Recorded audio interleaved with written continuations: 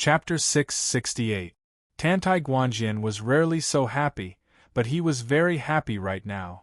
Of course, he did not want to die.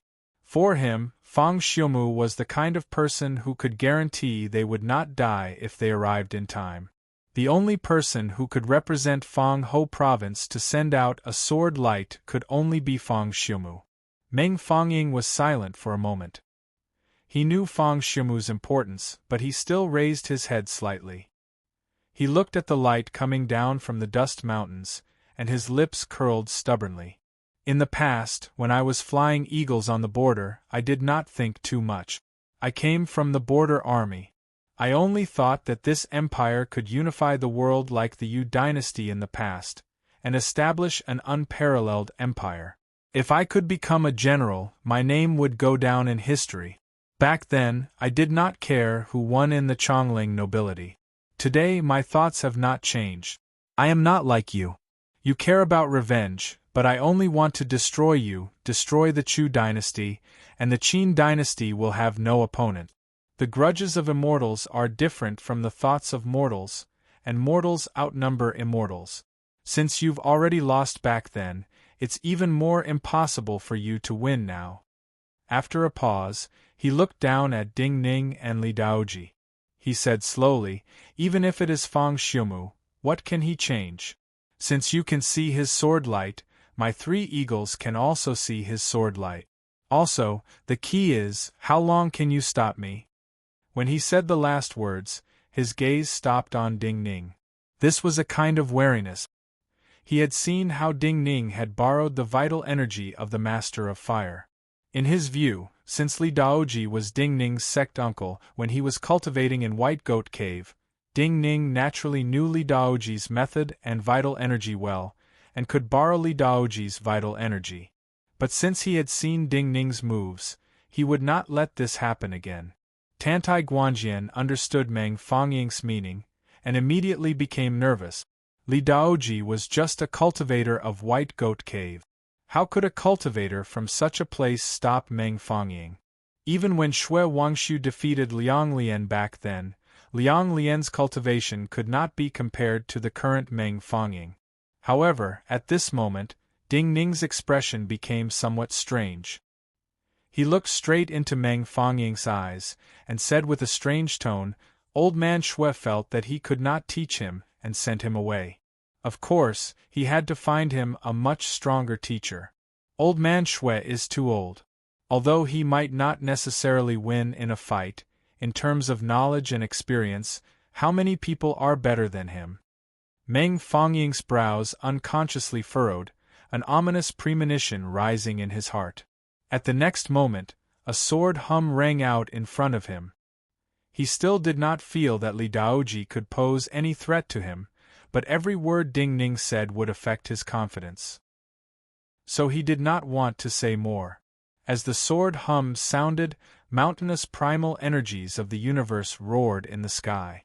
However, they did not enter the sword shadow that suddenly appeared in his hand, but flooded into his body. His body suddenly grew tall, and gave off a presence that looked down on the world. He slashed at Li Daoji with his sword. There were no finesse.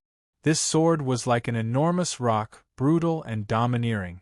It carried all of his energy and vital energy as it smashed towards Li Daoji. The simpler the sword moved, the more it could force the opponent to use the same simple method to deal with it. This turned into a pure collision of power. Meng Fangying had been Realm 7 20 years ago. While he had not broken through the door between Realms 7 and 8, his vital energy had been refined and pure like iron.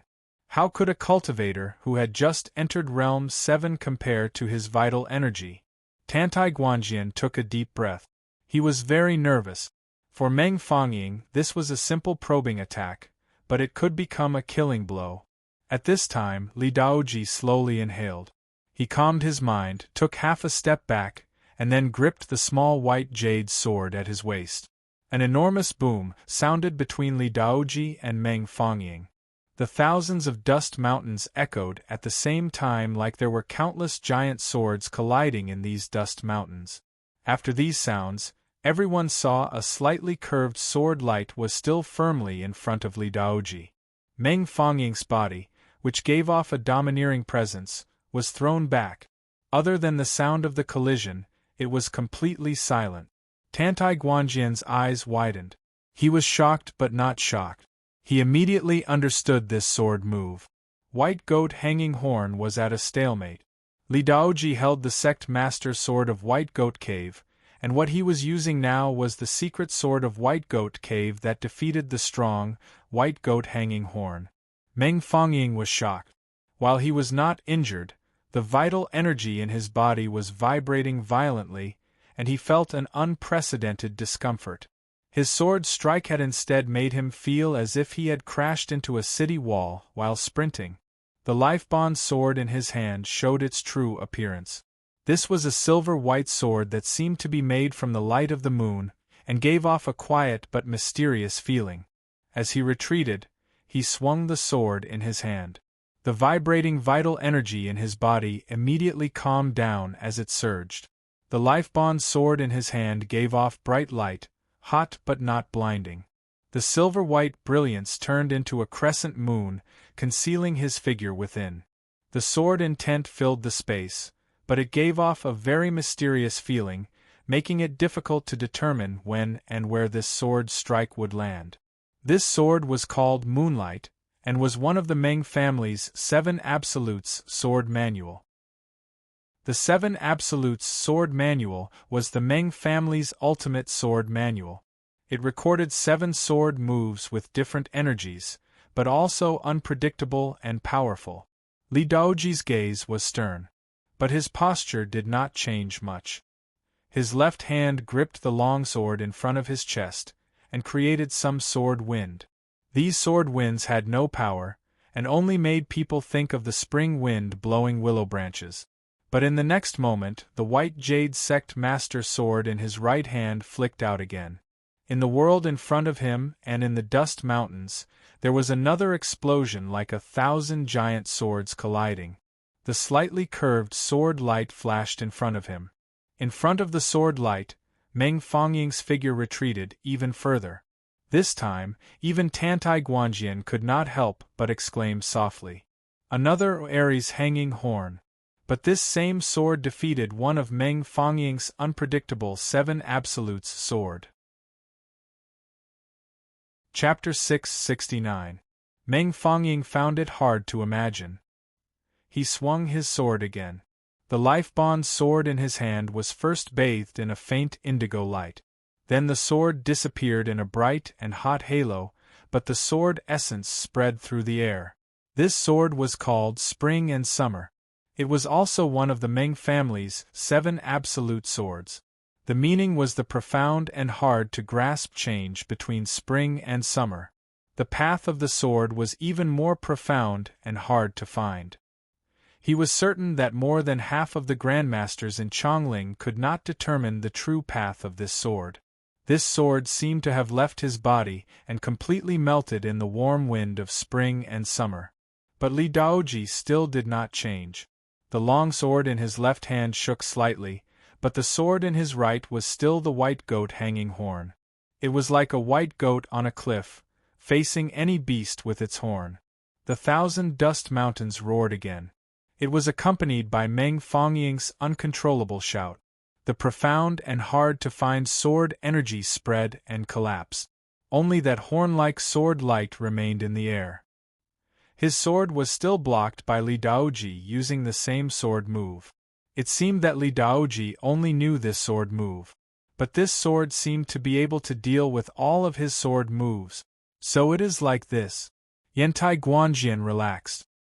He knew where Li Daoji had gone after leaving Chongling.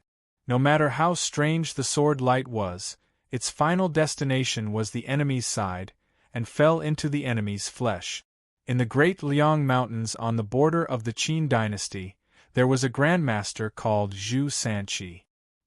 His self-created truth glimpse sword essence could determine where the other's sword was going.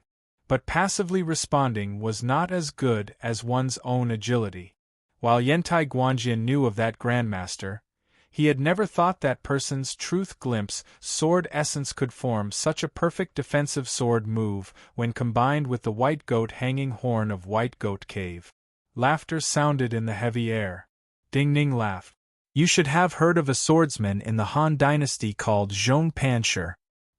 He smiled as he looked at Meng Fangying, who had an ugly expression.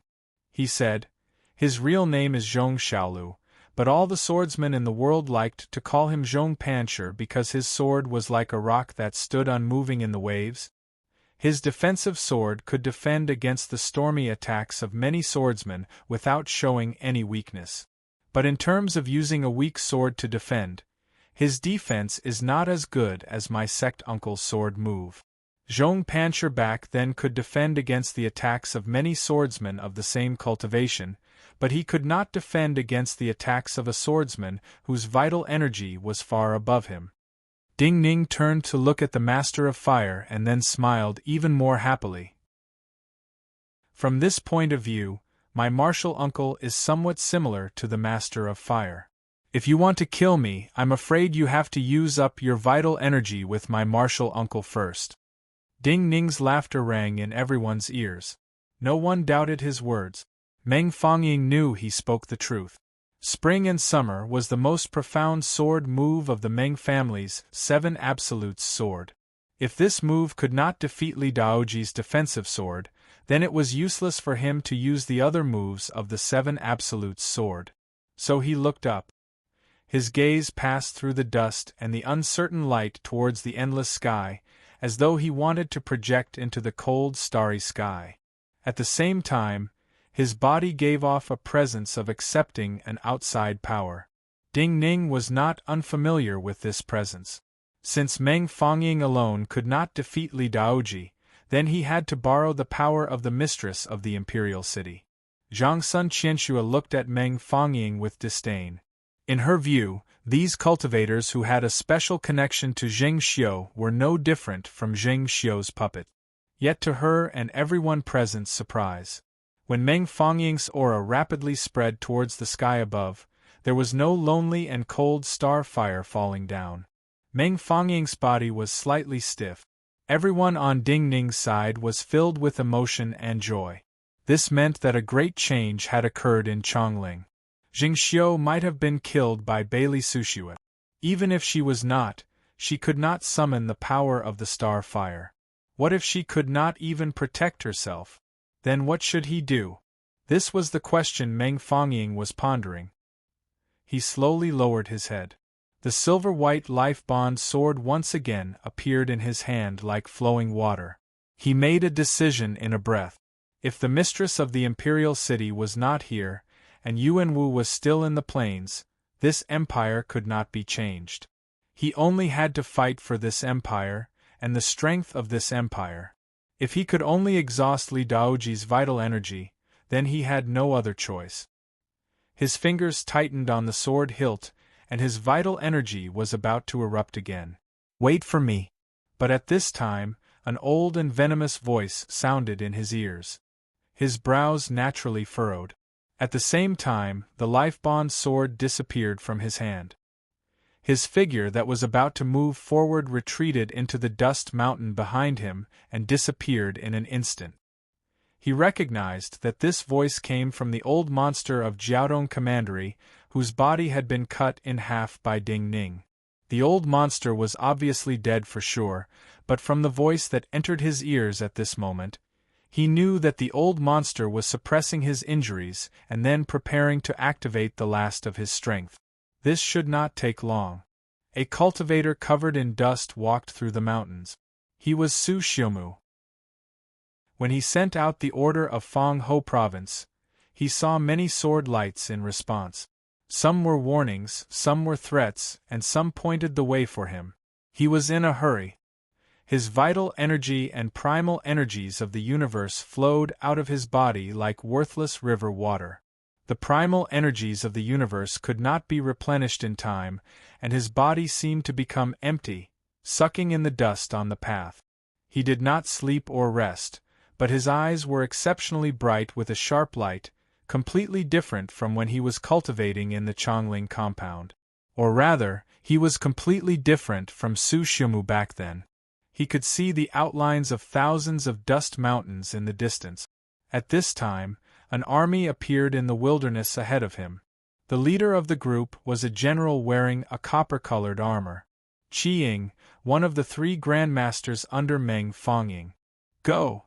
When this general appeared in his perception, and seemed to close the distance, Su Xiaomu gave a shout from the bottom of his heart. The fine dust that had been sucked onto his body and even seeped into it was all forced out of his body. There was a cracking sound. A dust sword dozens of feet long appeared in front of him and broke through the air. Die! When the second word came out, this dust sword was in front of Qiying. A blood-like rainbow lit up in front of Scarlet Eagle. But at the same time, his red armor gave off soft sounds. Blood-soaked dust flew out from behind him. His eyes widened to their limits, and then his pupils were filled with blood from the small holes. His consciousness disappeared, and he died. Chapter 670. Qiying had many subordinates behind him. In the past few months, the entire army and cultivators of the Qin dynasty had experienced an unprecedented secret migration, including the family generals of the Meng marquisate establishment. It was difficult to find similar examples in the history of countless dynasties. For most cultivators of the Qin dynasty, this matter meant that they would be recorded in the history book.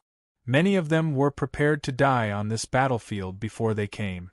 Death sometimes meant leaving behind a heavy mark in the history books.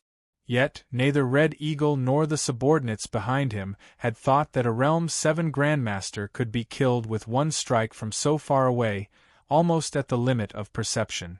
He did not even have a chance to fight back. Why is it like this? When this voice sounded in the minds of these subordinates, Qiying's armor made from refined mountain copper gave off ear-piercing cracking sounds.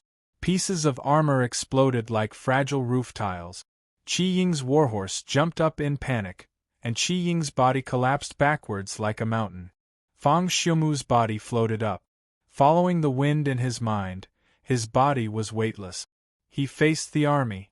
Qiying's subordinates, who were in great shock, did not know what was happening. It was like a miraculous scene. Fang Xiaomu was clearly very far away from them, but he had already flown over. He was in the sky, right above them. Release! A drop of sweat dripped down from the beard of one of Qiying's subordinates. This middle-aged general with an incomparably pale face issued an order with a strange voice. Countless seal weapons were activated with shrill howls. Dense rainbows of various colors formed a curtain of light. Carrying a terrifying killing intent, it first enveloped the canopy of the sky above. These seal weapons had no emotions. What followed was the light from the flying swords and other weapons of the cultivators in the army. The 3 eagles of the Meng marquisate establishment had fought on the border for many years. The seal weapons that each army carried were enough to kill multiple Realm 7s. But at this moment, no one dared to hope to kill Fang Xiaomu directly, and only wanted to delay this terrifying opponent. Fang Xiaomu's figure high up in the sky seemed to have lost its momentum and couldn't go any higher. However, what was shocking was that when this dense rain of light attacked his body, when it was still far from his body suddenly seemed to be pushed by a great force and instead flung high up into the air. In that instant, he gave everyone the feeling that he was like a carp swimming against the current. He was already about to fall, but he just happened to gain new strength and soared into the sky. A belt of light appeared behind Fang Xiaomu. The primal energies of the universe in the rainbow lights of the seal weapons, and even the flying swords and life-bond items of many cultivators inexplicably changed.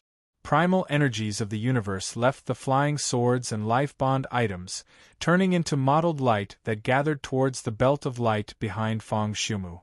This was an even more stunning scene. Even the subordinate who had been the first to guard his mind and give the order could not control his emotions, and started to tremble all over. At this time, Fang Xiaomu was very moved. This was a true feeling of a fish turning into a dragon, the feeling of one's own transformation.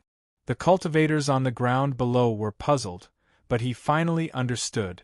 Many years ago, that person thought to be invincible had come to Fang Ho province to see him, had a meal with him, and then left him with a sentence.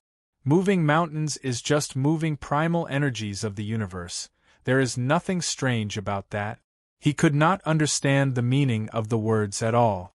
At the time, he had been stuck between Realm 6 and 7, and had not even truly experienced moving mountains in Realm 7.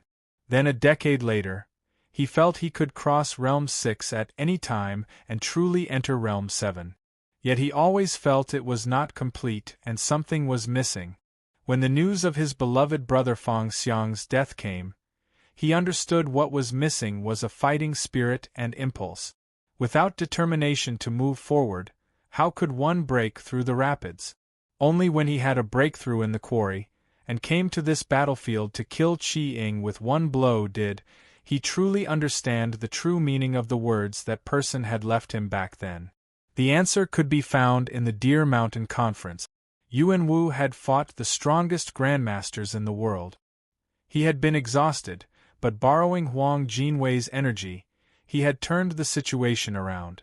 If one's body was cultivated to the point where they could instantly move mountains of energy, it was not strange to be able to move the energies of the universe.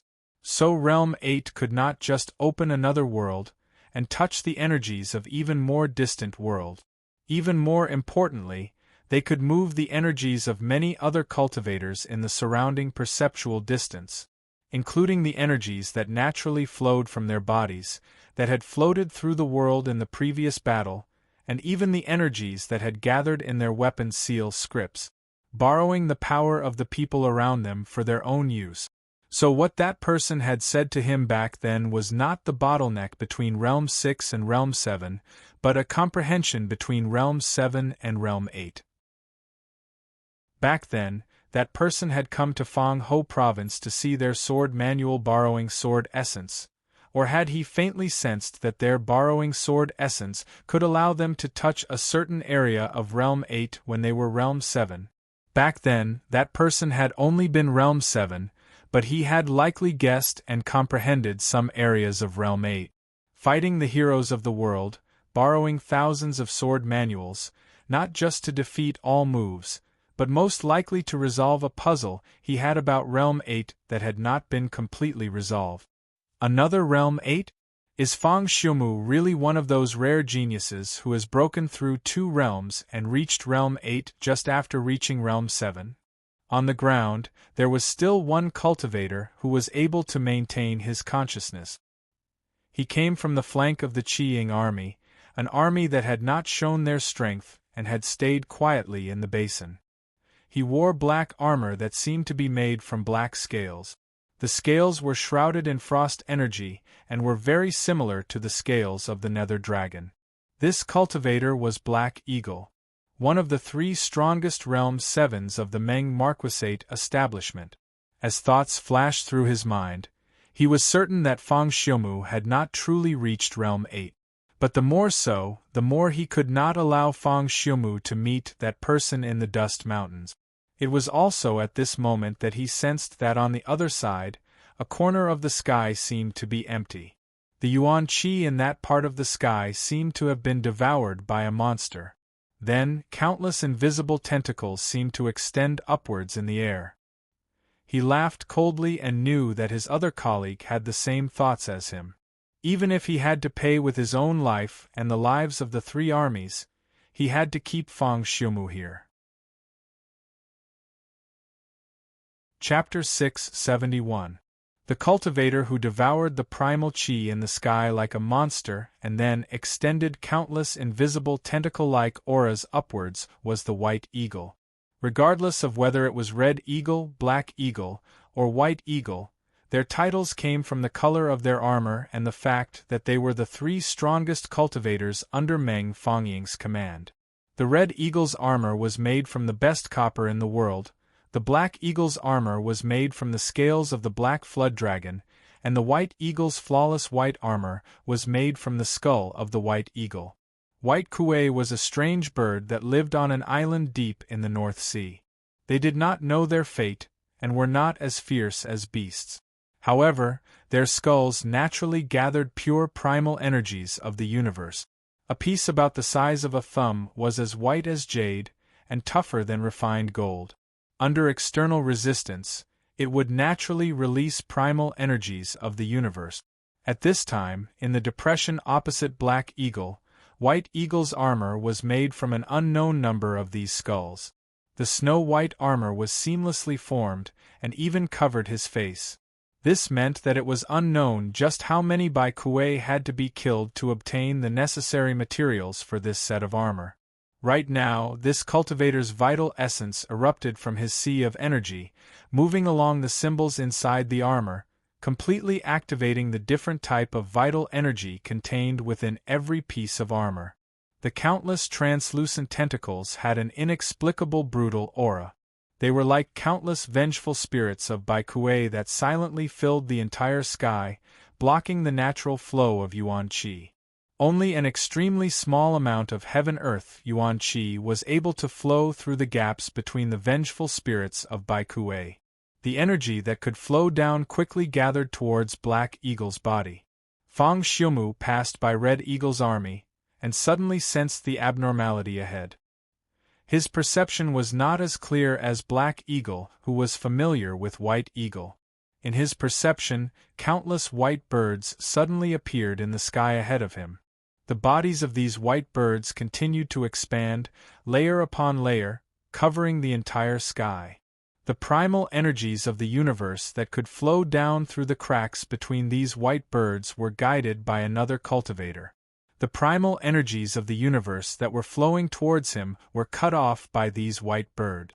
Therefore, this was a joint effort of two cultivators. Two cultivators with completely different cultivation methods had miraculously weaved a law domain that prevented the other cultivators from gathering Yuan Qi and only allowed one person to use it. This kind of cooperation was not just a simple layering of power. It was far more difficult to deal with than the sword energies of multiple realm sevens attacking at the same time. Fang Xiumu paused slightly. He needed some time to think about how to deal with these two cultivators. The Black Eagle raised its head high, accepting the nourishment of the mountain of vital energy. He raised his eyebrows slightly in pain. The sound of flesh tearing came from his body. The vital energy surging out of his energy sea combined with the primal energies of the universe to form an indescribable power, and then disintegrated into the armor on his body. Pieces of scales separated from his body and flew out, emitting a strong aura of a natal item. In the world of cultivators, the aura of the life-bond item meant that it was unique to him. It was incompatible with other people's primordial qi, and even made people feel that it carried the smell of his flesh and blood. At this moment, the scales that flew out from his body were like this. The outer surface was a glossy black, but the inner surface was scarlet, like the color of fresh flesh. Pieces of scales that flew out from his body cut through the air, producing a hissing sound and cutting out streams of wind visible to the naked eye. These scales seemed to fly chaotically, but they had their own positions in the air. In a flash, they formed an enormous whip, and this whip was in the shape of a serpent. Even the generals behind him were shocked. They had never seen such an astounding sight before. There were cracks in the black scales, but they were filled with bright red light. It was like a black serpent had come alive, and merged with the Black Eagle's power. Previously, no one had known that the Black Eagle's life-bond item was the armor on his body. When the serpent dragon took form, it did not pause and bit at Fang Xiumu in the air. Fang Xiumu's body was falling naturally. He was not a true Realm 8, and could not be like the Yuanwu Emperor, who could break through the small world these Realm 7 cultivators created with their own energy and draw down the holy primal energies of outer space. However, at this moment, he already understood that even if he only touched a corner of level 8, it was still the power of level 8. As long as he could unleash this to the extreme. In this moment, on the ground below, Almost all the cultivators in the three armies exclaimed in incomprehension. Fang Xiumu's vital energy floated out like a dissipation. Even some of the lowest-level cultivators could feel the vital energy brushing past them like a breeze. This vital energy from Fang Xiumu naturally aroused their enmity. In the next moment, they inexplicably found their surroundings quiet, and seemed to become emptier. In front of the black serpent whip in the sky, an inexplicable light suddenly appeared with a kind of divine presence. For cultivators, divinity meant a realm they could not touch, and a power that surpassed understanding. An enormous sword of light formed around Fang Xiumu, and passed towards the black serpent. The clear sound of armor breaking sounded in the sky. It was like the wail and unwilling howl of a serpent before its death. Blood-red flames and shattered scales shot out in all directions, and even collided with the countless resentful spirits of Baikue that covered the sky. Countless violent crashing sounds resounded in the sky as countless balls of flame exploded in the sky. Black Eagle and White Eagle seemed to be struck by lightning at the same time. Their bodies were slammed to the ground by a great force and then bounced up. Many fine beads of blood sprayed out of their skin, and the two of them still vomited blood. Black Eagle, whose life-bond item had been destroyed, was so shocked his mind was blank. He felt his vitality flowing away, but he could not think. White Eagle, who was less injured, widened his eyes, and was shrouded in a kind of powerlessness and terror. This was the first time the two of them had worked together. In his imagination, they could kill any realm 7 in the world, but Fang Xiumu had defeated them with one blow. What he could not imagine was that much of the vital energy that had escaped from Fang Xiumu's body seemed to know the way home, and flowed back into his meridians and meridians. This did not make sense in the world of cultivators. To put it simply, how could the strength of a punch be retracted back into the fist? Fang Xiumu did not care about the feelings of these two cultivators. He needed to get close to the 1,000-layered dust mountain as quickly as possible, so he could not give anyone who was a threat to him a chance to attack. In this moment, he flicked his hand and sent out another sword energy. Pew! There was an explosion in White Eagle's energy sea. A sharp sword energy was not able to penetrate his white armor, but hit his energy sea like a hammer, and caused the jade palace deep in his energy sea to almost collapse. Chapter 672. Buying spat out another mouthful of blood. The blood contained many transparent crystals like gemstones. These were his purest vital energy crystals, but some of them naturally separated from the blood, and followed the flow of primal energies of the universe to land on Fang Xiumu's body and then disappear. Most people could not see this scene clearly, but the three armies and some other cultivators in the vast plains sensed it. These people were shocked. Adding on Su Xiumu's performance in the previous battle, this method of swallowing other people's vital energy was no different from the monsters of the legends. But Fang Xiumu's presence was natural and clean, and his sword light even had a kind of holy presence. Therefore, these people, including the White Eagle, had a completely new understanding. They thought of some things that were not recorded in the ancient books. These experiences and comprehensions could not be directly turned into anything, but they were like seeds that landed in the hearts of these cultivators. In the vast plains between the three armies of the Meng Marquisate establishment and the Dust Mountains, there were naturally other grandmasters. But even the three eagles working together could not stop Fang Xiumu, and did not even seem to injure Fang Xiumu at all. This caused people to sigh with emotion and shock, even despair. Ever since the Battle of Chongling before Yuanwu's ascension, the world of cultivators had been relatively calm. But after the Deer Mountain Conference, astounding flashes appeared in the world of cultivators.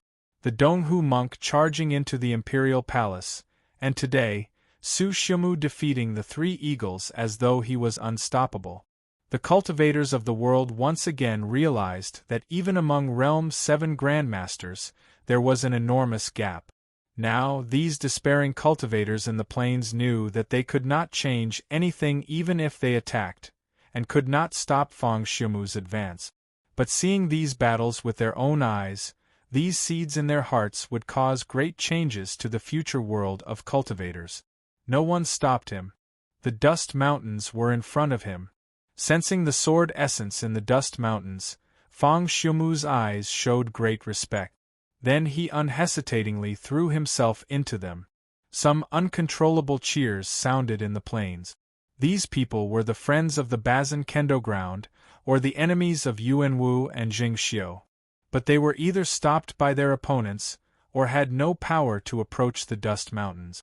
In their view, Fang Xiumu's arrival could decide the final outcome of this battle. When Fang Xiumu entered the dust mountain formation, his presence naturally attracted the energy in the dust mountains, causing them to move in a strange rhythm. Fang Xiumu is here. Ding Ning immediately sensed this wondrous rhythm, and said emotionally to Zhang Sun Qianxue, Yantai Guanjian, and the others. At the same time, the enemies in the spirit design also learned of Fang Xiumu's arrival. What greeted Fang Xiumu was a mysterious and violent sword qi. This sword qi was like an enraged giant, hysterically shaking the world and tearing the sky apart. Before Fang Xiumu could even see what was happening, a corner of the dust mountain had already been cut open. This mysterious and violent sword qi had already sealed off all his paths of advance and retreat like an earth-shattering sandstorm, engulfing everything within. Anger itself was a terrifying power. It was the soul of this sword qi. However, Fang Xiumu was not nervous at all when he encountered such a terrifying sword qi as soon as he entered the formation. His breakthrough was due to anger. A cultivator like a stone Buddha would either not be angry, or if he was angry, his anger would rarely be matched by others. So Fang Xiumu naturally returned a blow. His sword had fully unleashed the fury of losing his most respected and beloved elder brother. As he swung his sword, the air even burned with golden flames. With an enormous boom, the sword qi in front of him could not be matched and was torn apart like cloth by a sharp weapon. With a disbelieving shout, the cultivator who had released this blow appeared at the bottom of the pit not far in front of Fang Xiumu. That enormous pit came from the collision of this blow. This cultivator was Meng Fangying. His lips were covered in blood. While he still stood at the bottom of the pit like he was made of metal, there was the sound of waves crashing inside his body. Meng Fangying, who had suffered heavy blows, seemed to have reached his limit. Yet he did not stop and gave another shout. With this shout, the sword in front of him shone brightly. He felt like he was breaking out of a cocoon and being reborn. The power of this sword was even stronger than the previous blow. This blow was the first of the 7 swords of the Meng Marquisate establishment, Cocoon Break. This sword essence did not just break through the limits of many of his meridians, it could produce even more power after being wounded. Even more importantly, the sword energy had the ability to break through some of the laws of energy flow and obstruct the power of the enemy's energy gathering. As he shouted and the sword energy formed, a wretched body appeared in the dust mountain to Fang Xiumu's left. This was the old monster from Jiaodong Commandery whose body had been cut in half by Ding Ning. When the remaining vital essence in her body gushed out like a storm, she could no longer suppress the injuries on her body. Endless blood and even some broken organs splashed out of her body. The last bit of power that shot out from her body pulled at the primordial qi in the formation, and finally turned into a crimson-red ray of light. This light was filled with a sense of decay, like the decay of time. Fang Xiumu took a deep breath. He attacked with his sword. Thunder roared in the dust mountain. The thunder did not spread outwards, but gathered towards his body. A sword light with holy light lit up in front of him, and then split into 2. A muffled explosion. The body of the old monster from Jiaodong Commandery was shattered into pieces, like bright flower petals flying in the dust. Fang Xiumu fell into a pit hundreds of feet away. There were countless bloodlines on his body. The crimson-red light came out of his skin, and gave his body a sense of decay. Meng Fangying sat at the bottom of the pit. He looked at Fang Xiumu, who was heavily injured. Other than shock, he felt this was absurd. In this moment, he could not understand why Fang Xiumu dared to take his and Zheng An's combined attack head-on. Then he started to vomit blood, large mouthfuls of blood. A tiny sword energy that he could not control had attacked his heart meridian, and cut off one of his main meridians. He could not control the blood gushing out of his body. He could only vomit blood uncontrollably, like he wanted to vomit all the blood in his body. The hot blood was bitter in his mouth. Now he understood. Facing just now's assassination, Fang Xiumu had completed the assassination. Chapter 673. Meng Fangying could not accept this. He persisted in standing up from the bottom of the hole, his body uncontrollably swaying like an infant who had just learned how to walk. He vomited blood and spat out the bitterness in his mouth. He walked towards Fang Xiumu until he reached the hole Fang Xiumu was in. Do you know how long it took to set up this trap? How much did the Qin dynasty pay for the 9-death silkworm to appear and be trapped here? How many lives were paid for this spring war against the Chu? He had almost spat out all the blood in his body. Meng Fangying's face was paler than paper. He understood that he had reached the last moment of his life. His expression was complicated. Such a murderous situation, but it ended in such a way. Do you think I can accept this? Fang Xiumu looked up at him and did not answer. His breathing was difficult. Some blood surged into his lungs, and there seemed to be no need to answer such a question. This is a method of exchanging pieces in a chess game. Meng Fangying could not hold on any longer. His body collapsed like a mountain, and he sat down at the edge of the hole. But his voice turned harsher. But you just had a breakthrough and could easily enter this dust mountain formation. This means that you are Realm 7 but close to Realm 8. You wanted to defeat my 3 eagles and come here unstoppably.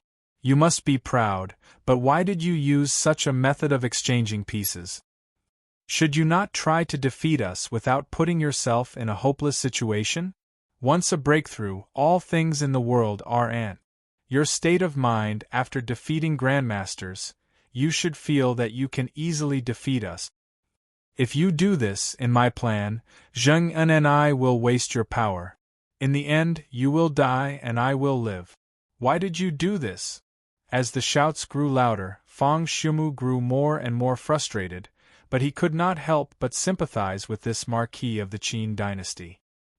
He finally looked at Meng Fangying and said, "At this time, I have not been able to kill the 9-death silkworm.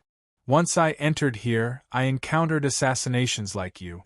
Even an old ancestor like Jiaodong Commandery has put his last power on me. In my view, this should be the final battle. If I can kill you, I can resolve this situation. Then why bother about the process? But what about your cultivation?" Meng Fangying used the last of his strength to roar, "Your meridians are broken.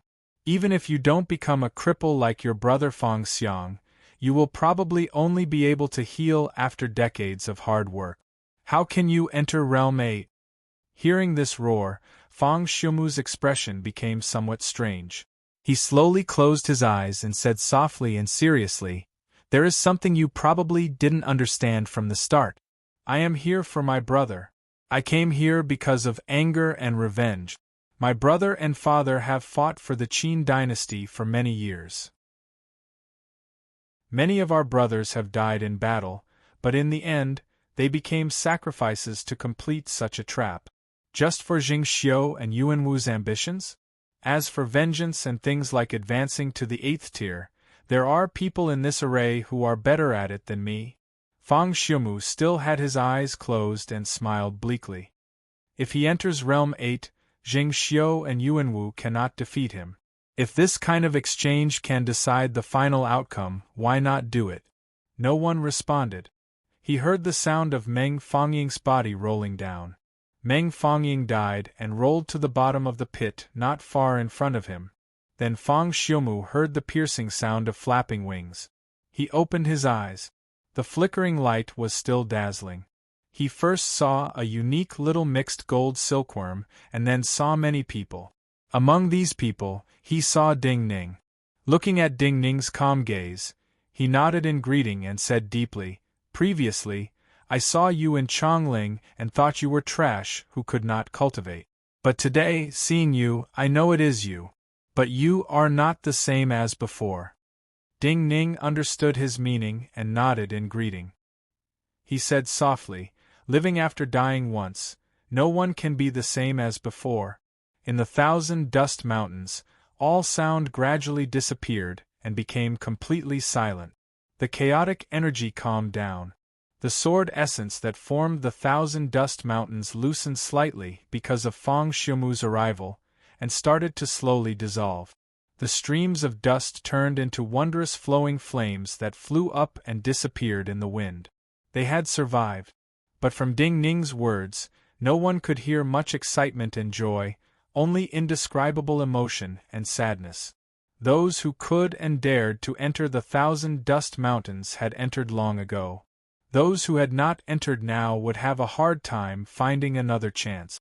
But in this wilderness there would always be people who were not willing to give up, and were still trying. Following a dark and cold wind, more than half of the water in a small lake not far from the 1,000 dust mountain formations suddenly disappeared and was swept up by a white shadow. This was an enormous white serpent, carrying a strange saddle on its back. The saddle was connected to a small Taoist temple.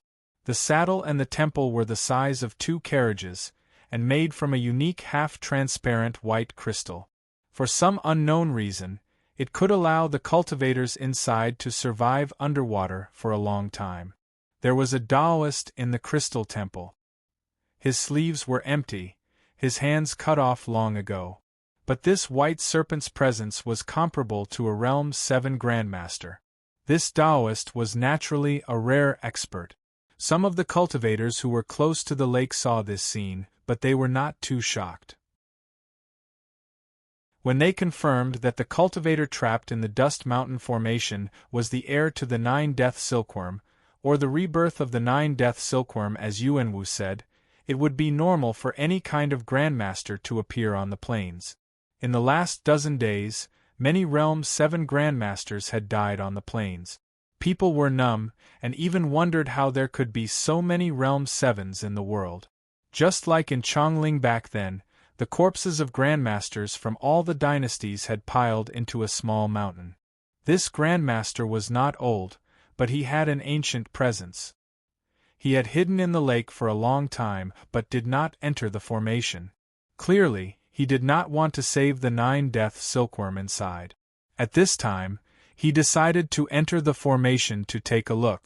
But he had not expected that someone had been guarding him for a long time.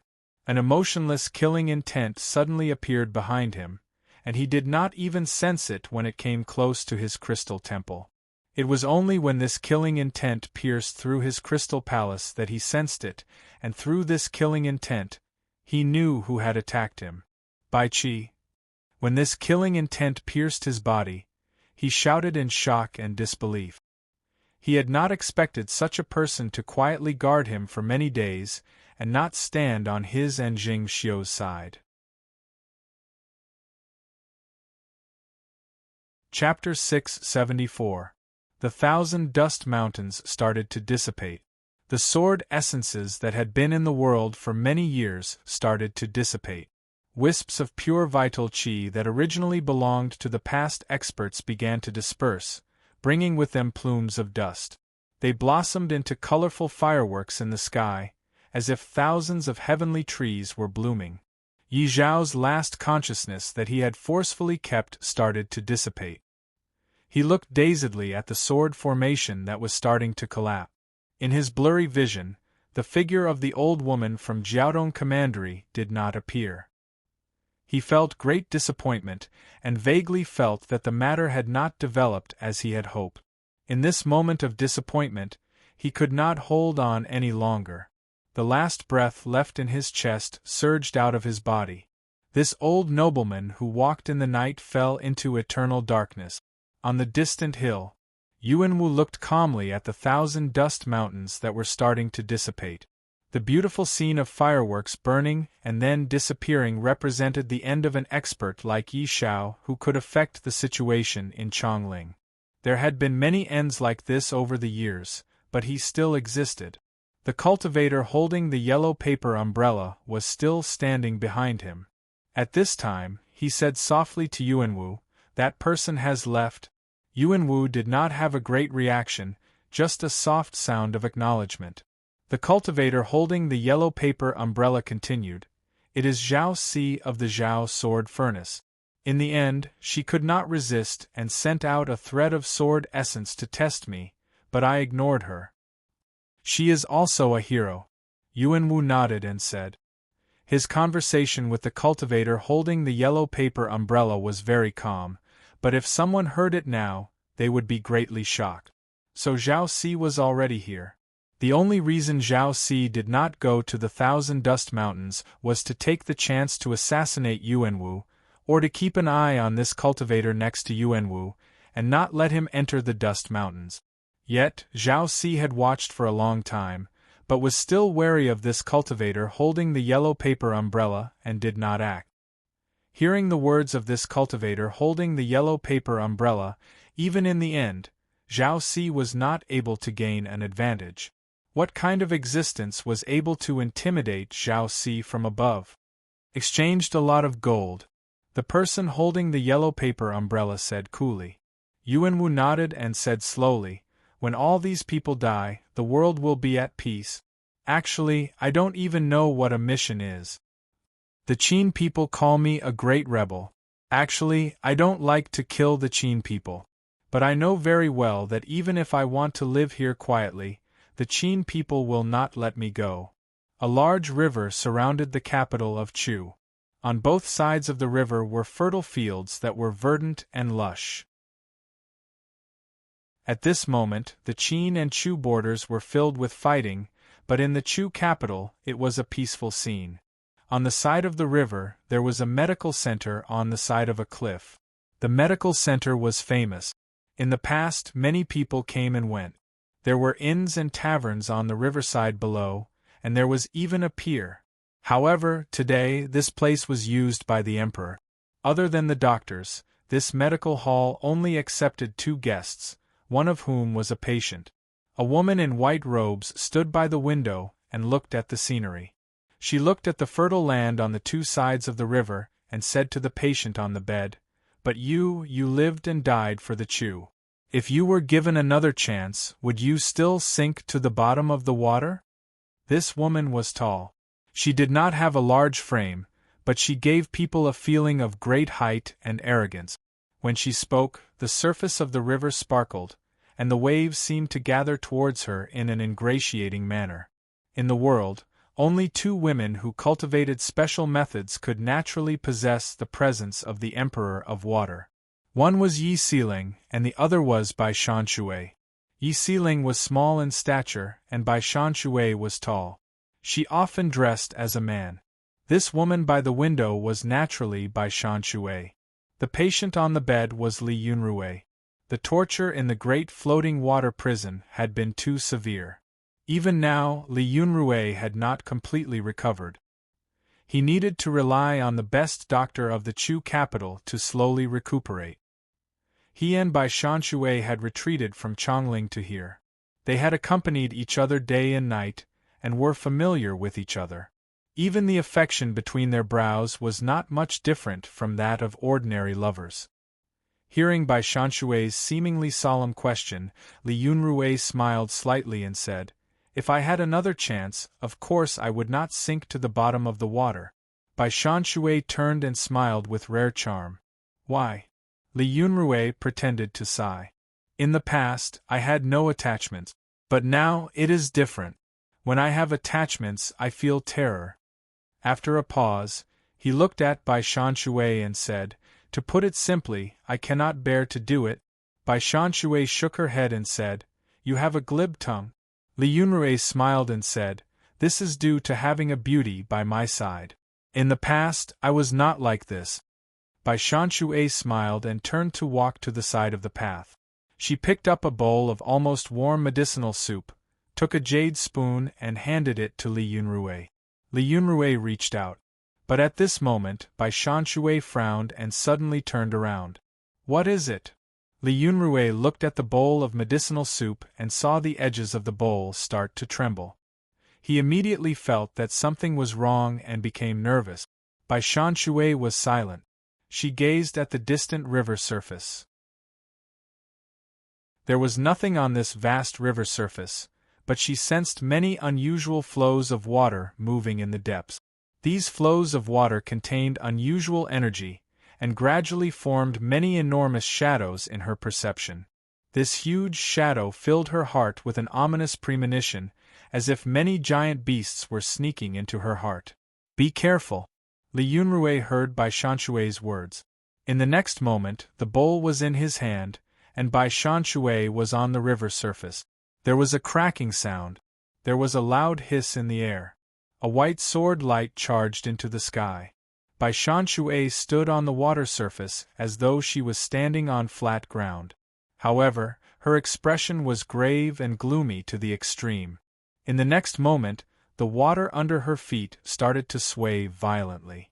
The water of the entire river started to sway like water in a basin. There were many loud crashing sounds coming from the bottom of the river in the distance. It was like a chaotic flow of water hitting an enormous bell at the bottom of the river. The unique metallic sounds accompanied the sound of water and caused enormous waves to rise on the river's surface.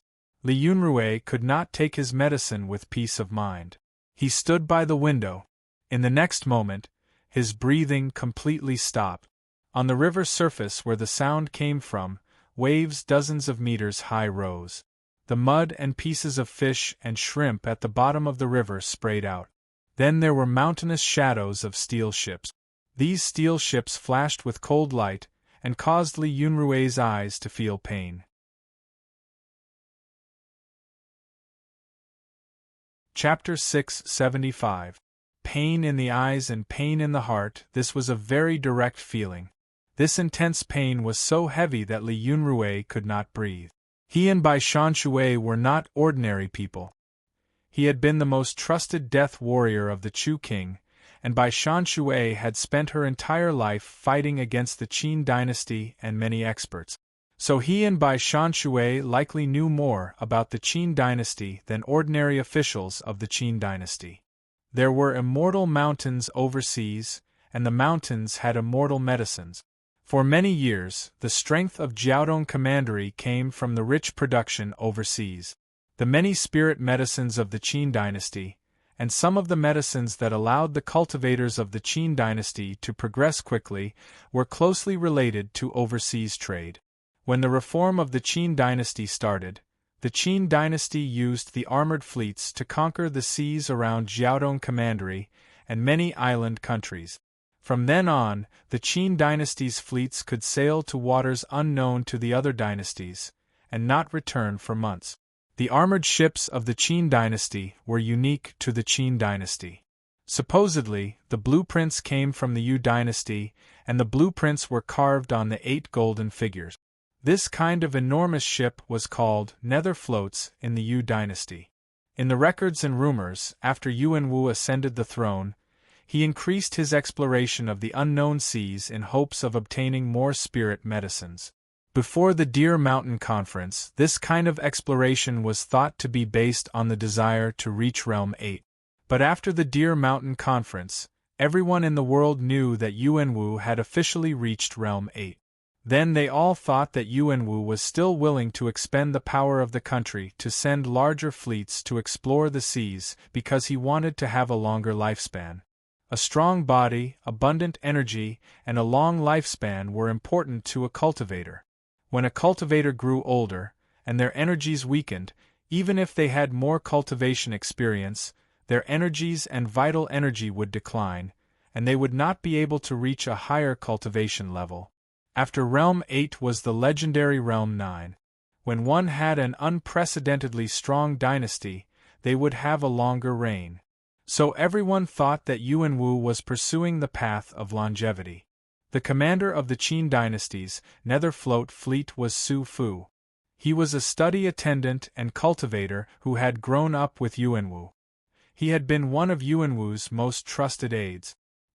He commanded almost all of the nether floats of the Qin dynasty to the unknown seas, opening up new territories and searching for immortal medicines for the Qin dynasty. But now, with the impact of the river water, the ferocious armored fleet was forced to reveal itself from the water. If it wasn't this nether float fleet, then what was it? Why are you here? Bai Shanshui was used to seeing many big scenes.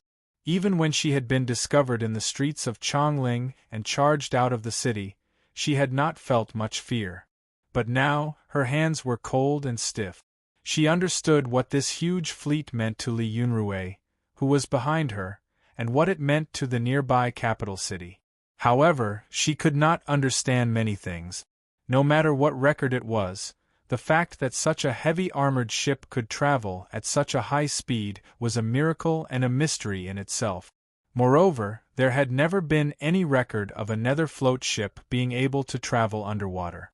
If they could, then Yi Xiling would have told her long ago. She had lived with Yi Xiling for a long time in Chongling. Other than learning from each other's cultivation methods, they had naturally exchanged many secrets about the Qin dynasty. Yi Xiling had been in close contact with these fleets overseas. She could not know the structure of these armored ships. So these nether floats must have been secretly modified into monsters that could travel underwater after going out to sea this time. But even so, this fleet was too large. When hundreds of such giant warships passed under the water, it was inevitable that they would produce unique yuan qi fluctuations. These energy vibrations could not escape her perception, and naturally could not escape the perception of some cultivators who cultivated special methods. From the outer seas, through the harbor, and through this river to here, they had to pass through large areas of the Qi and Yin dynasties. There were numerous experts in the Darqi dynasty and Daryan dynasty, so how could they possibly conceal their presence and appear silently without anyone noticing? Li Yunrui's heart ached so much he could not breathe.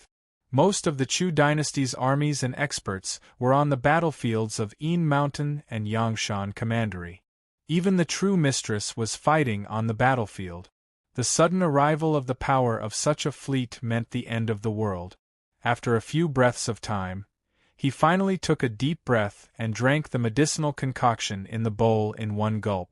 He put down the bowl, jumped out of the window, and walked on the river to Bai Shanshui's side.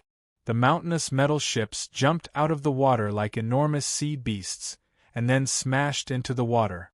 As they created enormous waves, they floated steadily on the water. All of these enormous ships were deep in the water and carried heavy load. He narrowed his eyes, and through the mist, he saw some of the runes that looked like giant skeletons and demon gods engraved on the giant ship. He also saw the grayish-black Yin energy that lingered in these runes and even enveloped the entire ship.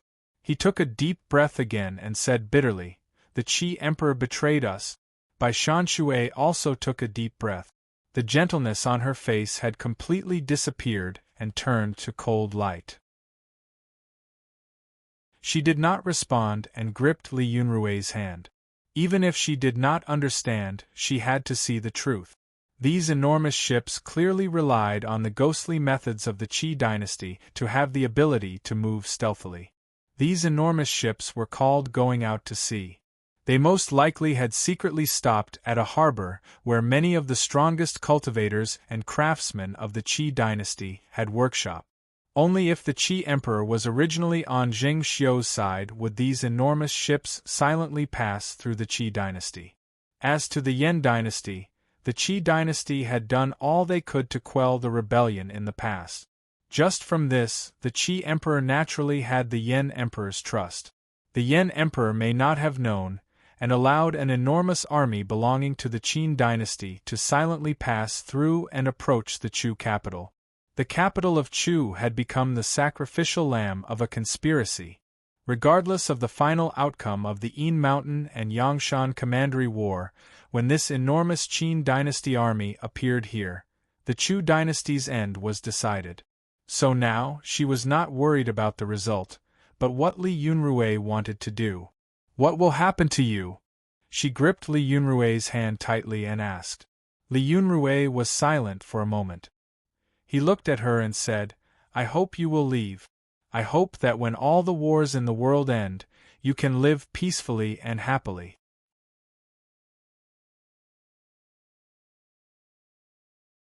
Chapter 676.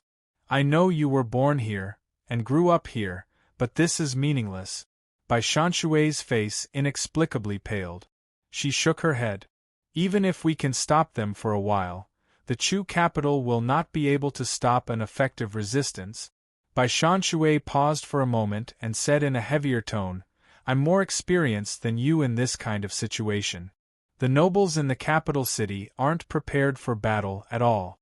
Although they are experiencing war, they never thought that the place they live in would be occupied one day. You cannot imagine how lowly and cowardly they will behave when they see the army surge in. Those who are going to die are soldiers and some cultivators, but these nobles only want to beg for mercy and still have some good lives." Hearing these sincere words, and seeing Bai Shanshui's pale face from thinking back to the past, Li Yunrui tried to breathe and said, "The country is about to be destroyed, and there will be no Chu in the future. I want to do my last bit." Bai Shanshui shook her head with unspeakable stubbornness. "You still have me." Li Yunrui stilled. "Even if the country is gone, with me, there is a home. So even if I die, I cannot die meaninglessly like today." Bai Shanshui looked at Li Yunrui and said. Warmth appeared in Li Yunrui's cold body. He wanted to smile but could not. "You are right." Bai Shanshui's expression turned colder. She looked at the nether floats that had completely revealed themselves and filled up the river. She said, "What I said is right." Li Yunrui did not hesitate and nodded. He said, "Then we will return to the Chu capital, and take some people to fight our way out? Take me back to the Chu capital, and then take me and some people to fight our way out." Bai Shanshui looked at him and said as though correcting him. Li Yunrui was stunned and could not understand. "Boats travel on water. If they want to enter the Chu capital, we cannot let them enter so easily," Bai Shanshui said. "Leave after one attack." Li Yunrui understood and said solemnly. Bai Shanshui nodded. Then she looked up. A transparent water droplet fell from the sky. When this transparent and pure water droplet formed out of thin air and fell, the river's surface under her feet rippled. The faint green river water in the sunlight suddenly darkened. Then, many straight white lines appeared in these ripples. Almost all of the true essence in her body gushed out, falling into these straight white lines and merging into the river water. A loud thud was heard. The transparent water droplet fell into the river. Countless raindrops suddenly appeared in the clear sky. The primal chi of heaven and earth was attracted by these raindrops and turned into a violent power. The entire surface of the river seemed to be solid. It was cut into countless pieces and then tossed into the air one by one, as if it was piling up into something new. Shi and Yi Xiling were the grandmasters with the greatest mastery of water manipulation in the world. When they used their full strength, the scene was like a miracle. Even Li Yunrui felt suffocated. She felt as if the entire world was shaking. The giant ironclad warships that had just stabilized on the river surface were suddenly lifted up by countless giant pillars and jumped out of the water. These giant ships each weighed tens of thousands of kilograms, and if they were to crash into one another, the damage they would suffer would be extremely shocking. It was only at this moment. Countless roars could be heard from every ship. Countless transparent sword chi surged out from the ship, forming a magnificent sword river. At the same time, numerous portals suddenly opened up on these seemingly seamless giant warships, each of which was releasing an astonishing amount of grayish-black Yin energy. The Yin energy continued to rise like a mountain. Each nether float turned into a mountain in their perception. The sword formation and een deity and ghost formation forcibly suppressed the force of the collision, pushing the river down. Bai Shanshui's proud eyes were filled with disbelief. This sword energy formation came from the materials and seal scripts of the nether float. Countless craftsmen had been needed to set it up, and an astounding number of swordsmen had poured in vital energy for a long time. What shocked and angered her even more was that these een and ghost energies were filled with Realm 7 presences. This meant that her and Li Yunrui's deductions were correct. The Qi dynasty had bitten the Chu in the back. Many of the Qi dynasty's Realm 7 grandmasters might be in these giant ships right now. She uncontrollably gave a muffled grunt. Her body was moved by a great force and bounced into the air. It was also at this moment that all the een and ghostly energies that surged out from the nether floats suddenly condensed into 13 strands. Howls sounded in the air. These 13 waves of black and gray een energy formed 13 tornadoes that crossed the sky and smashed towards her. Li Yunrui's pupils contracted violently. With a shout, his energy surged out of his body and wrapped around Bai Shanshui. In a moment, he retreated many feet.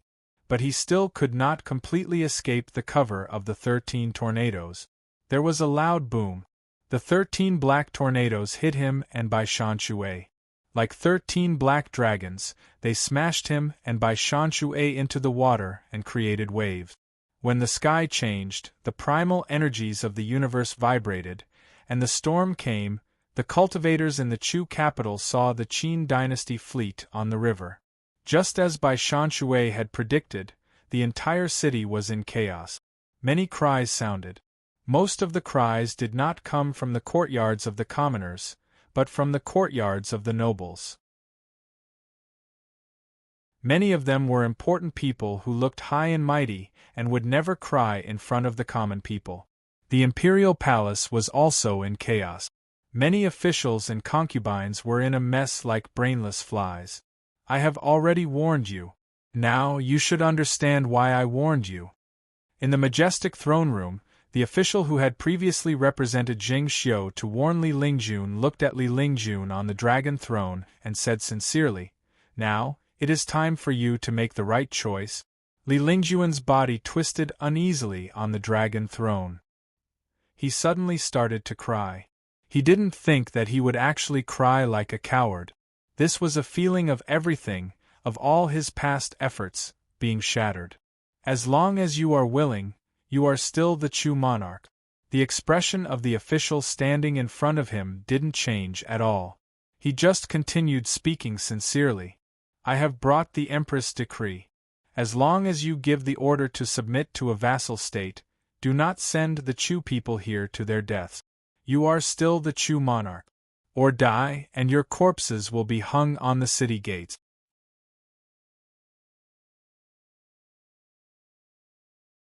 Chapter 677.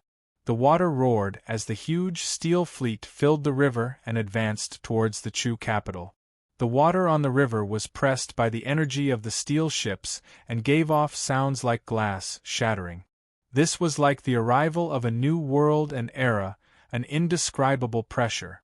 There were many military ships and merchant ships of the Darchu dynasty at the docks and ports along the river. But just the impact of the water flow was enough to squeeze these ships together. When they collided, many ships even deformed and exploded. On the city walls along the river, many cultivators and soldiers had bitter expressions. They still stood on the city walls like they were made of metal, not retreating a step. But even a grandmaster like Bai Shanshui could not stop this fleet at all. He had been pushed to the bottom of the river, his fate unknown. How could they stop them? Being able to stand here was already their final glory. Many of the nobles and merchants in the city were thinking of fleeing or surrendering. The messy caravans even crashed together and blocked the usually spacious road. Some of the mad scholars were chanting some famous verses that had been passed down since ancient times, throwing themselves into the river. Only the approaching nether floats maintained absolute coldness. Under the cover of the sword energies, The decks of these giant ships were empty. No one knew what would come out of these Qin dynasty ships when the cabin doors opened. The Chu imperial palace that used to be filled with music was now deathly silent. Even the sounds of chaos and crying had completely disappeared. It was like it had become a deathly grave. Zhao Mu entered the depths of the imperial palace. His feet stepped over the exquisite jade bricks and entered the most beautiful and majestic throne room. This palace was one of the greatest buildings in human history. It looked slender, but every detail, even the carvings on each beam, would take decades of hard work from a top craftsman. To build a palace like this, it would take almost 100 years of work. But to build a dynasty that could have such a building? It looked very slender on the outside, but it was extremely spacious on the inside, even when the ministers gathered for court meetings. This was the skill of a craftsman. At this time, there was only Li Lingjun on the dragon throne in the hall. So it appeared even more spacious, so spacious it was like a leaf floating in the ocean. It was so spacious it made people flustered and uncomfortable. Zhao Mu stopped 100 steps away from Li Lingjun and knelt down, following the etiquette of a monarch meeting his subject. Then he stood up and looked at the young monarch on the dragon throne, waiting for him to speak. The tears and mucus on Li Lingjun's face had been wiped clean, but his face was exceptionally pale, as if he had applied a layer of white flour. His figure continuously trembled on the dragon throne, his snow-white skin swaying in the gloomy light. After several breaths of time, a begging voice echoed in this palace, "Surrender." Zhao Mu had 2 very good-looking thin eyebrows, but when he heard this, his eyebrows were as sharp as a blade. "We can't." Li Lingjun's words were simple. His response was also simple, just 3 words. Li Lingjun's body stiffened. He didn't seem to have expected that this general, who appeared to be very humble in front of him, would reject him so decisively and calmly.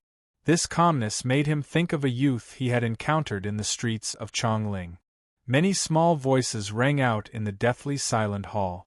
This sound was like many rats moving and tearing at clothing. Zhao Mu raised his head. He looked straight at Li Lingjun, his gaze no longer like he was looking at an emperor. "I am very disappointed in you," he said slowly and heavily. "The capital can be lost, but the soul cannot die. In the past, no matter how childish you were, and how many problems you had, you were the emperor of the Chu and represented the Chu. Even if we cannot flee far and die in battle, the Chu still has a lot of land, and many armies outside. But if you use the imperial order to surrender, you will betray all of the Chu, and abandon the border armies outside who are fighting to the death for the Chu. They will be attacked from the front and the back. Can they not surrender?" Li Lingjun's voice trembled even more. "Do not be so childish." Zhao Mu shook his head and said, "The Qin will not allow the millions of Chu soldiers to remain. Think of what happened to the hundreds of thousands of soldiers of the Zhao dynasty after they surrendered." Li Lingjun could not speak. "Everything that has happened in the Chu capital today will be recorded in the history books of the future. So I urge you to think carefully one last time, and think of what you will be recorded in the history books of the future." Zhao Mu took a deep breath and said seriously and slowly, "Do not betray the entire dynasty. Think of your meaning as the imperial blood of the Chu. Do not think that you will kill me because I do not surrender, even if you have set up a killing trap in the imperial palace." Li Lingjun lowered his head, not daring to look up. Zhao Mu's eyes narrowed slightly. This kind of cowardice, in his view, meant the answer. "It is not just me who wants to kill you. Jing Xiu is also prepared." Li Lingjun's voice sounded again. When his voice sounded again, the soft sounds of rats gnawing in the throne room became as dense as a storm. Killing intent covered Zhao Mu's body. "You will not have the chance to give the decree to surrender. If life and death are certain, then the key is your final attitude. I am willing to become starlight, and lead the way for those who are lost in the night sky." Zhao Mu did not move. He only looked at Li Lingjun with a regretful and pitiful gaze as he spoke. Li Lingjun suddenly felt terror. I am willing to become starlight, and lead the way for those who are lost in the night sky. Zhao Mu had not created these words, but had been recorded in the military records of the Chu dynasty. The one who had said these words was a former famous general of the Chu army. Before he died defending a fortress, he had left behind these words. Just as the killing intent filling the hall was about to tear Zhao Mu apart, a burning presence covered the entire imperial palace. Everything seemed to burn like hundreds of suns had fallen into the palace at the same time. Li Lingjun finally understood what Zhao Mu wanted to do and screamed in shock. If you did not want to kill me and summon me over, how could I have the chance to have my personal army follow me out of the palace? Zhao Mu did not have a smug expression and said sorrowfully, My Chu weapons are the best in the world, the weapons that guard the Chu capital. How can they not burn down a mere imperial palace? He and Li Lingjuan's figures, this grand throne room, and all the halls and courtyards in the imperial palace disappeared in the golden flames. His voice was still echoing in the fire, but everything quickly turned to scorched earth and smoke. Many soldiers gave sorrowful cries outside the palace. The condensed golden flames soared into the sky as if thousands of golden phoenixes were flying out of the flames. They flew into the sky, and they were also like many proud souls that were pouncing into the distant and silent starry sky. Chu Gongjin.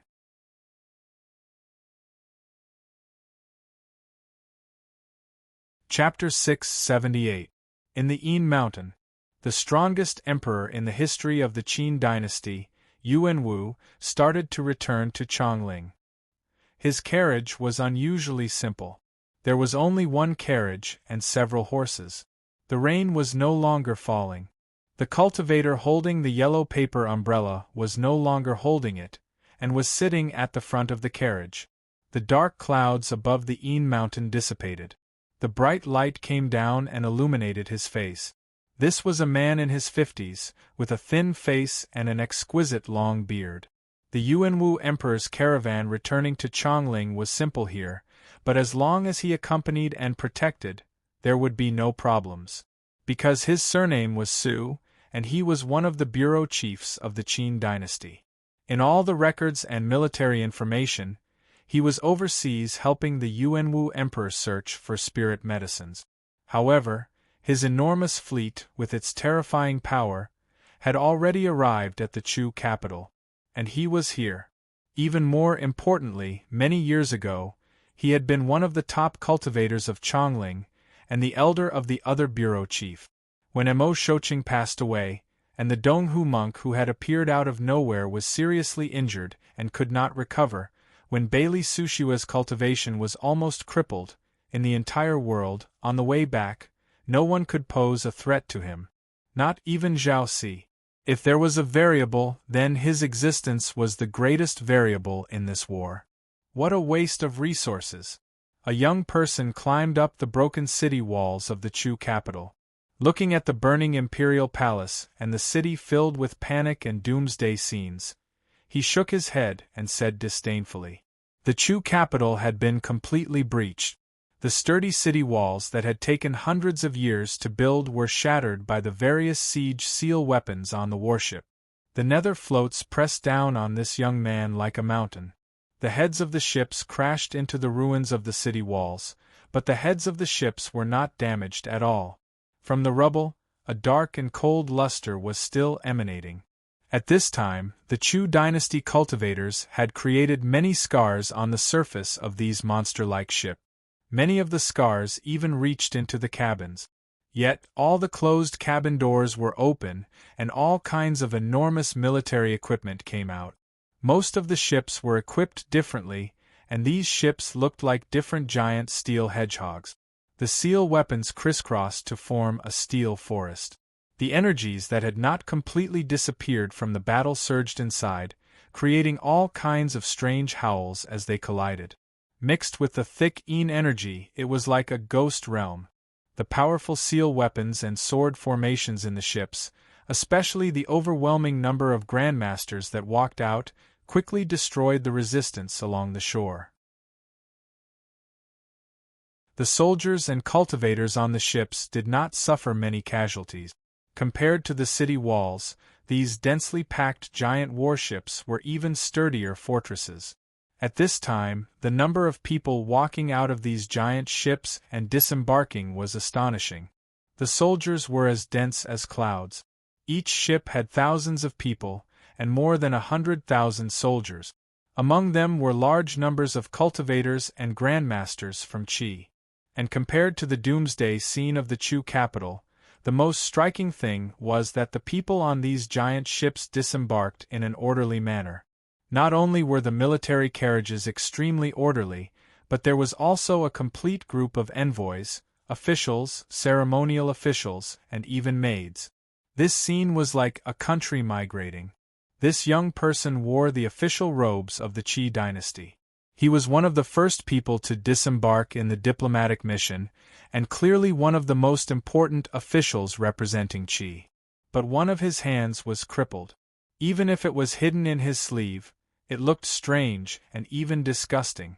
Compared to fighting to the death, the surrender of some of the nobles in the city was very efficient. Many local street battles were still continuing. Some of the commoner cultivators who usually lived in seclusion had already fought against the Qin army. Yet some of the diplomatic missions formed by the surrendered nobles had already come to the ruins of the city walls. The leaders of these surrenders were King Qing of Chu and Zhongjing. The former was one of Li Lingjuan's elder brothers by bloodline. However, he was born mentally retarded. Before this, he had been arranged to retire in a piece of land in the countryside of the Chu capital, and had been casually given the title of king. His use at this time was clearly just as a symbol. His fat and swollen face was filled with shock. His head was shrunk between his collar, and he didn't even dare to stick his head out. Zhongjing was one of the ministers of the Chu dynasty, and a very powerful official in court. At the same time, he was one of Li Lingjuan's retainers and confidants. In reality, he was the mouthpiece of the surrenders. When he saw the face of the young person on the city walls, Zhongjing's eyes widened in disbelief. Because he recognized this young person. Not long ago in Chongling, this young person was just a target of ridicule and disdain. The young person naturally recognized him. Looking at Zhongjing, whose eyes were wide, this young person smiled gently and said, "Long time no see, brother Zhong." Zhongjing quickly lowered his head. First, he expressed humility. Secondly, he could not let this young person see the changes on his face. Official Su Qin. He bowed deeply and said, "No need to be so polite." Su Qin looked coolly at him and put away all his emotions. He said, "In the future, I will need brother Zhong's help in matters of Chu." Zhongjing did not know how to respond to the sudden change in status between the two sides. No need to think too much. We are just a wave in this river. The changes in our encounters will only depend on the strength of the master we follow. Su Qin's voice grew so low that only he and Zhongjing could hear. But the larger the empire is, the harder it is to control many places. Here, you represent the old Chu, I represent the Qin and Qi. You and I are the future of this place. Zhongjing heard some of the meaning in Su Qin's words, and couldn't help but feel shocked. Everything will follow official Su's arrangements. Zhongjing bowed again and then asked softly, "Why is the Qi emperor here?" This was his stance. As long as he showed that he listened to Su Qin and stood on his side, he could ask such a private and puzzling question. Everything was for profit. An existence like the Qi emperor would not be so stupid to sacrifice an ally like the Chu. To anyone, the Chu was the Qi's shield. Even if the Chu was destroyed, there was still the Yin. By doing this, the Qi dynasty was not just betraying the Chu dynasty but also the Yin. In this world, only true power is the most fascinating. Su Qin smiled.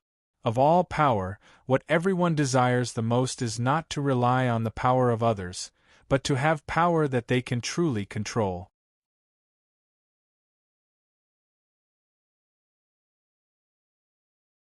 Chapter 679. When he said this, his eyes were filled with emotion.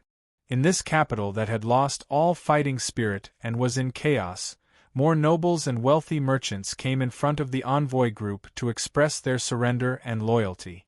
There were more cowardly and fickle people than those who dared to persist and have their own unchanging wills. Even if what he said was a truth that everyone knew, many people spoke of fate. How many people had the courage to persist and change their own fate? How many people did a dynasty have? But usually, just the battle of millions of soldiers would decide the fate of a dynasty. Just like now, these nether floats only carried 100,000 soldiers. Just defeating the defending army here was already a sign of conquest. A young wolf could scare a herd of pigs. Even more importantly, these pigs could help this wolf scare and control other pig herd. At this time, in Su Qin's eyes, these nobles who were born in peace and worried about losing their peace were no different from pigs. Many unburned embers fell into an empty courtyard and landed on the neatly piled firewood. Smoke slowly rose from the firewood. After a while, some flames started to burn. Then the entire firewood burned silently. The tongues of flame spat up the walls and slowly ignited the eaves on one side. This was a scene happening in the Chu capital, but it was like the fate of this dynasty. The Chu dynasty had large numbers of troops in the Yangshan Commandery and the Yin Mountains. They were still fighting with the armies of the Qin dynasty. In the central Chu capital and the northeast, there were large amounts of granaries and the lands of the prestigious families. There were large numbers of workshops. These could continuously send fresh blood to the border army. But when the Chu capital fell, many nobles lost their fighting spirit, and many prestigious families also fell. The entire center and northeast of the Chu dynasty would fall into a state of being leaderless. Especially after losing consort Zhao's iron rule, the choices of most of the prestigious families could not be predicted. Most thought-provoking were the actions of the Yan dynasty.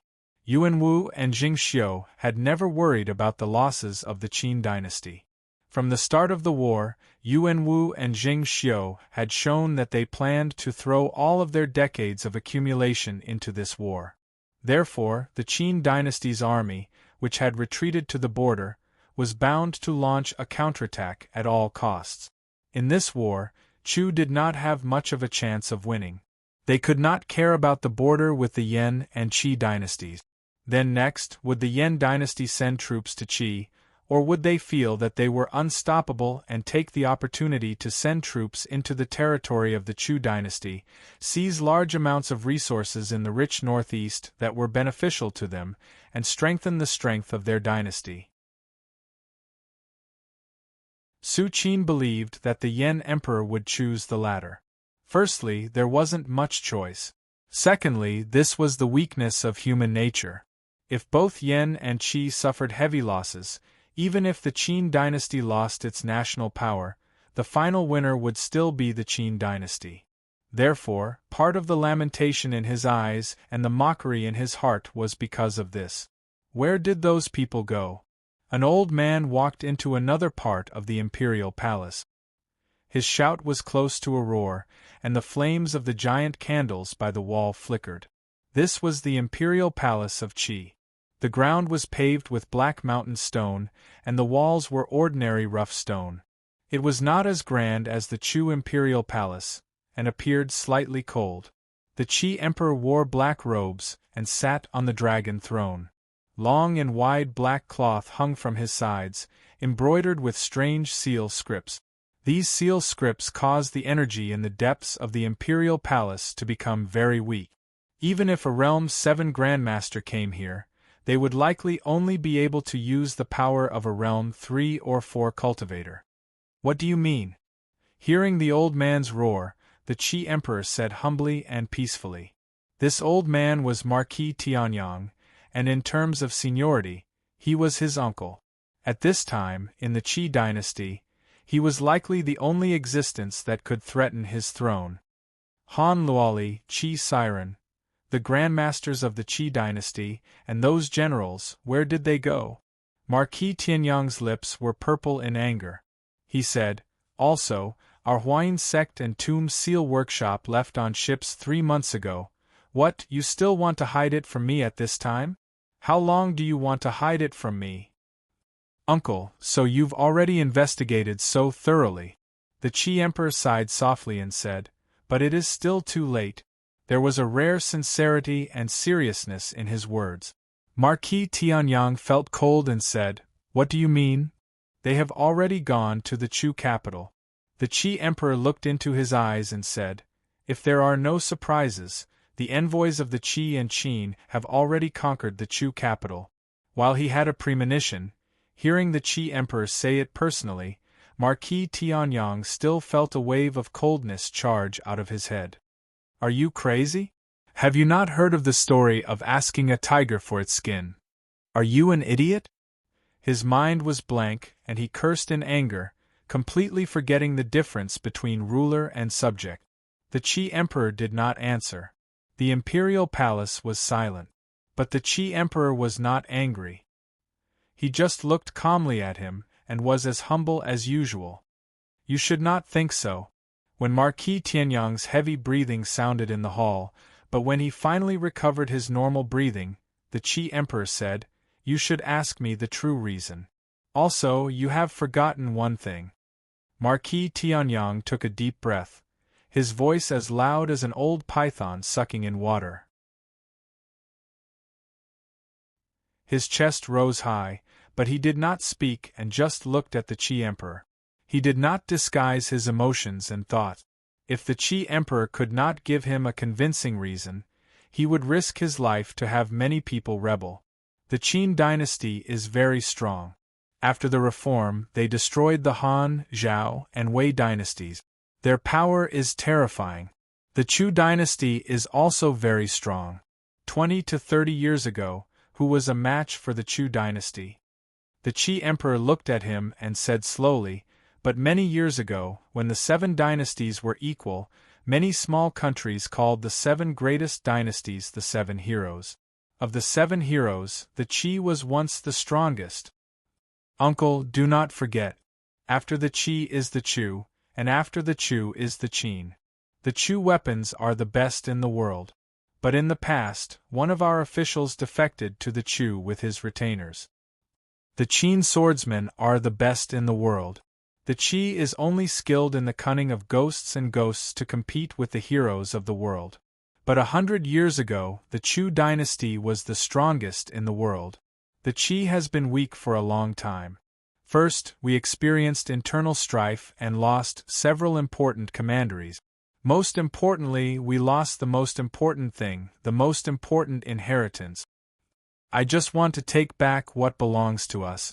Who says I am asking a tiger for its skin? The Qi Emperor looked at Marquis Tianyang, whose gaze had changed. He grimaced and said, who is the tiger? Marquis Tianyang could not control his shock and said in shock, the leader of the 12 shamans.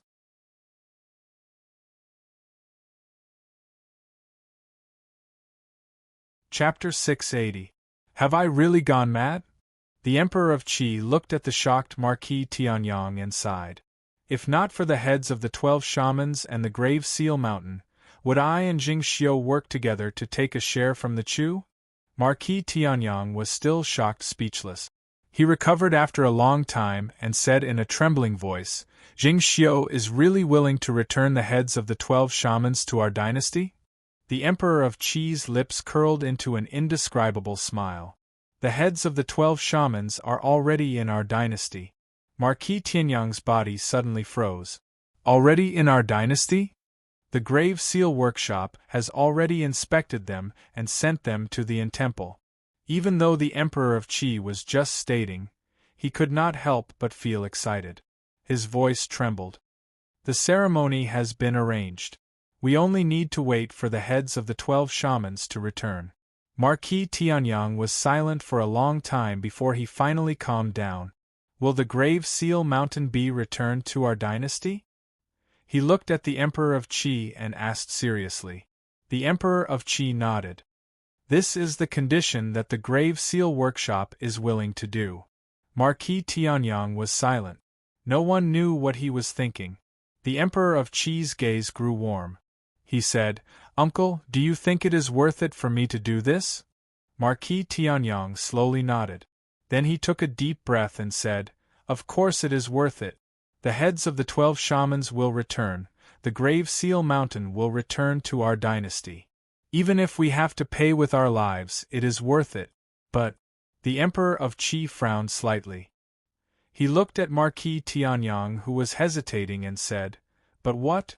Marquis Tianyang shook his head and said, "But you have forgotten one thing. You have wronged Teacher Yen." The Emperor of Qi grew silent. If Teacher Yen was alive, he would not have the Grave Seal Workshop and Jing Xiu work together against the Chu. So regardless of whether you did it intentionally or not at the Deer Mountain Conference, he is still dead. Only when he is dead can your plan be carried out. As Marquis Tianyang spoke, he started to feel pain. Teacher Yen is someone that many cultivators of our dynasty respect and desire to become. He also has an heir. When the news of the Chu falling spread, if I can think of this, his heir and many cultivators of our dynasty will think of this. They will not forgive you. Emperor Qi was silent for a few breaths. Then, his face became firm and solemn again. "Just like you said, even if these people hate, they hate me and not Qi. As long as I can make my dynasty a tiger again, even if I have to pay with my life, it will be worth it. So please support me, uncle." He stood up from the dragon throne and bowed deeply to Marquis Tianyang. Marquis Tianyang felt that this was natural. However, when he looked at the Qi Emperor's bearing, other than being shocked by the news, he was not very moved. Because he thought of Teacher Yen. In the past, Emperor Qi respected and relied on Master Yen more than anyone else. The flames in the Chu capital that had not been extinguished for a long time burned half the sky red, and gradually merged with the sunset. The river flowed east. After passing through Chu and Qi, they reached the easternmost part of the country. However, they made a turn and entered the Qin territory. They intersected with the great rivers from Qin and merged into the Eastern Sea. The easternmost Jiaodong commandery was like a long and narrow fang, one end piercing into the Qin and the other into the sea. Other than spirit medicines and sea beasts, precious jewels and spices, Jiaodong commandery's most important product was food. When large amounts of fish were made into dried goods, they could satisfy a third of the Qin's meat needs. In a certain fish farm, large amounts of small fish the thickness of a finger were cooked in hot water and laid on the flat stone ground. They gave off heat and a stench in the setting sun. After being exposed to the sun for a few days, these dried fish could be cooked simply and emit a fresh and delicious taste. It could make even the most simple and crude food in the army delicious. A woman in a yellow robe sat on a bamboo chair, watching the transformation process day after day. Many laborers in her sight were doing this kind of work day after day. Even when a middle-aged man walked into the fish farm under the setting sun, he did not attract the attention of those people. He still came. The woman sighed in her heart. She still sat there and looked at the man. It wasn't until this dark-skinned, short, and strong middle-aged man was not far from her that she said with some arrogance, "Zhang Shiwu?" The middle-aged man smiled and said, "Mistress Biu?" The woman smiled slightly in silent acknowledgement. Who would have thought that Jingxiu's foster mother would always live in a place like this? The middle-aged man sniffed and said, "This smell is not good. What you smell from a young age, you will get used to the smell. It is the same with what you eat." Wrinkles appeared at the corners of the woman's eyes. "Also, she is preventing me from being found by you Bazin Kendo ground people. But I had not thought that you would be so bored as to find me here. Killing other people's relatives, or holding other Qin people hostage to threaten others, this is one of her favorite methods. But such methods are not of much use to her." The woman looked at Zhang Shiwu and said, "Even if you kill me, she will not feel much pain. I am just a foster mother to her. You Bazin Kendo ground people entered Jiaodong Commandery when you were weak. Shouldn't you be doing something more meaningful? Everyone knows that she is ruthless, you do not need to remind her. Zhang Shiwu laughed. He looked at the woman and said, what is more useful than destroying Jiaodong Commandery is using Jiaodong Commandery. We know that Granny Huang Nunnery is not an island. Granny Huang Nunnery was not an island. The words were strange and sudden at this time. However, upon hearing these words, the calm and smiling woman's expression suddenly changed. Her ruddy face turned incomparably pale. There is no meaning in threatening her, but what about threatening you? Zhang Shiwu looked seriously at the woman. She is just your foster daughter. You only raised her for a while, but is that really all? Only you know the exact location of Granny Huang Nunnery. You have the sea map of its movements. That is the true Jiaodong Commandery. The wealth of the Jing family is there. After a pause, Zhang Shiwu looked at her and said, you have a son and a beloved granddaughter. Now, if we use their lives to exchange for this sea map, are you willing? The old woman's lips trembled. Her gaze landed on Zhang Shiwu's hand. There was a small piece of white jade in the shape of a fish. That was her favorite granddaughter's accessory. You really will not kill them and will let them go? The old woman said in a trembling voice. We will let you go. Zhang Shiwu said with slight disdain. Coming to Jiaodong Commandery to kill some people and make her sad and angry, that is truly boring. What will make her feel pain is losing the support of all of Jiaodong Commandery.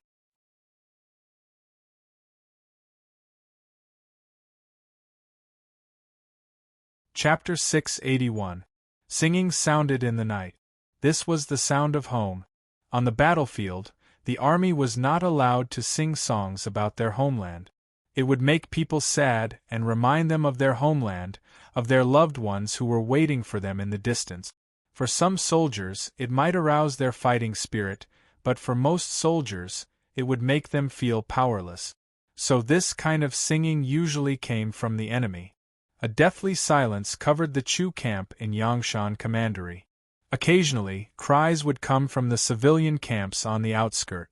It was summer. The battlefield around Yangshan Commandery started to become hot and humid. Some diseases due to the lack of clean water started to spread. Each day, people would die due to the lack of medicine. Yet for both the Chu and Qin armies, what they lacked the most was food. Starting half a month ago, the Chu army had lost their supplies from the rear. The news that the Chu capital had fallen, along with most of the supply routes being cut off, had reached the border army. The Chu dynasty army had not wanted to fight a long battle on the front lines, so they quickly ran out of supplies. In reality, the Qin army was also in a difficult situation. Because the Qin army had been retreating, they had lost most of their supplies. When they started their full-scale counterattack a dozen days ago, most of the Qin army lacked weapons and supplies. Facing the seal weapons of the Chu army, they would pay a great price. In the last dozen days of fighting, the Qin army had still been unable to counterattack, and had suffered many losses. The Chu army relied on the Qin's supplies and war horses to barely survive. Yet the problem was that the two sides were in different states of mind. If this was in the past, no matter how poor the Chu army was, as long as the Qin army was not a match for them, they could chase into the depths of the Qin dynasty and keep fighting. But now they were alone and without help. No matter how poor the Qin army was, they had endless reinforcements. This kind of expenditure would eventually consume all of the Chu army on the border. One side was killing the remnants of the enemy. The other side was struggling in despair. In the darkness, Consort Zhao did not sleep. She stood under a banner in front of the tent, listening to the familiar singing in the distance. She feared she would not hear this kind of sound for a long time in the future. Footsteps sounded. Xiang Yan stood not far from her and bowed to pay his respects. "Is there any news about Yan?" she asked casually. Xiang Yan was silent for a while and then nodded. The Yen Emperor sent out his army and occupied the 13 cities between Heaven's Gate and the Yen territory. His excuse is to help us stop the Qin. Just as we expected, Consort Zhao didn't get angry. Instead, she smiled and said, "If it were me, I would do the same." If they did not take the opportunity to divide the spoils, could it be that they were going to attack Qin? If he was not careful, he would immediately fall into Qin Chi's pincer attack. We might as well take the opportunity to reap the benefit. Xiang Yan looked at her eyes that were still bright in the night and said, "Yin Mountain has sent news that the encirclement to kill the 9-death silkworm failed. Tang Mei has led his remaining troops to break through Yin Mountain and seek refuge with Wuji. This is the best news. Even this did not kill the 9-death silkworm. Jingxiu will not be able to sleep at night." Consort Zhao shook her head. She didn't seem surprised. "I just heard that many grandmasters died in that place." Xiang Yan smiled bitterly. He thought it wasn't just many. There were many unknown, well-known, and Realm 7 grandmasters who died on that battlefield. Even if it was still a distance from the Battle of Chongling back then, it likely surpassed most of the famous battles recorded in the history books. 5 out of 10 grandmasters in the world have gone. Qin Chu has gone the most. In the future, Yan and Qi will have many grandmasters. I fear that this is why Qi has accepted the alliance with Jingxiu, and Yan has accepted the present situation. Xiang Yan grimaced and said, "Of course Qi is willing to accept Qin's self-imposed killing trap. Whether those people on the Bazin Kendo ground die or not, they are still Qin people to them." "Yan and Shinran are not possible," Consort Zhao said coolly. "Qi will betray us, and naturally will betray them. With wolves and wolves nearby, who can sleep peacefully? Originally, they appear to be united but are divided at heart. In the future, they will each have their own plans, and it will be difficult for them to walk together. It is inevitable that they will fight." Xiang Yan sighed. He was a famous general of the Chu. Especially after Li Mu left, he and Tang Mei would likely be the best generals of the Chu, and naturally had good insight. While Zheng Xiu's move had wounded herself greatly, and the advantage of the cultivators of the Qin dynasty would most likely be gone forever, she had caused a conflict between Yan and Qi, and made it difficult for Yan and Qi to work together. In his view, this deal was still profitable. But that was a distant matter. What was right in front of him was where the remaining 700,000 soldiers should go. These good men who had lost their homeland and loved ones, other than dying here, what other choice did they have? What were the people of the Bazin Kendo ground doing? It was as if the heavens had heard his inner resentment and cries. At this moment, a general hurriedly arrived in front of him and handed him a secret letter. Xiang Yan quickly tore it open. Just one look and he was a little surprised. "Lin Zhujiu wants us to go east to Jiaodong Commandery." He took a deep breath and tried to calm himself down. He looked at Consort Zhao and said, "He says they will try to control Jiaodong Commandery." Consort Zhao smiled slightly and seemed to relax.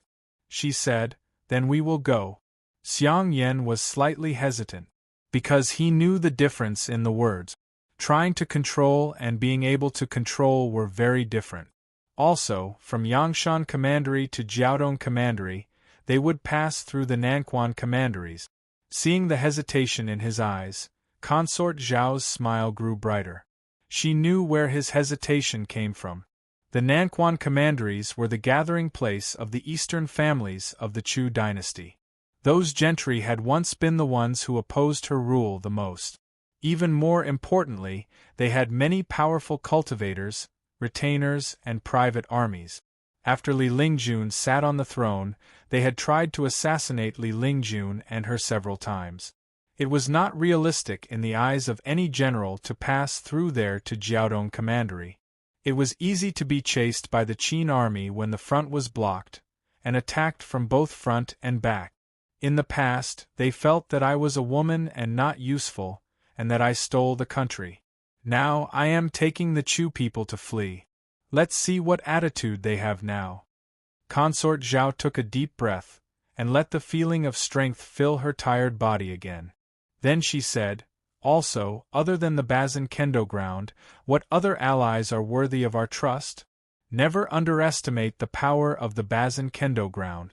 Since Lin Zhujiu said he will try to control Jiaodong Commandery, then it is a good choice for us.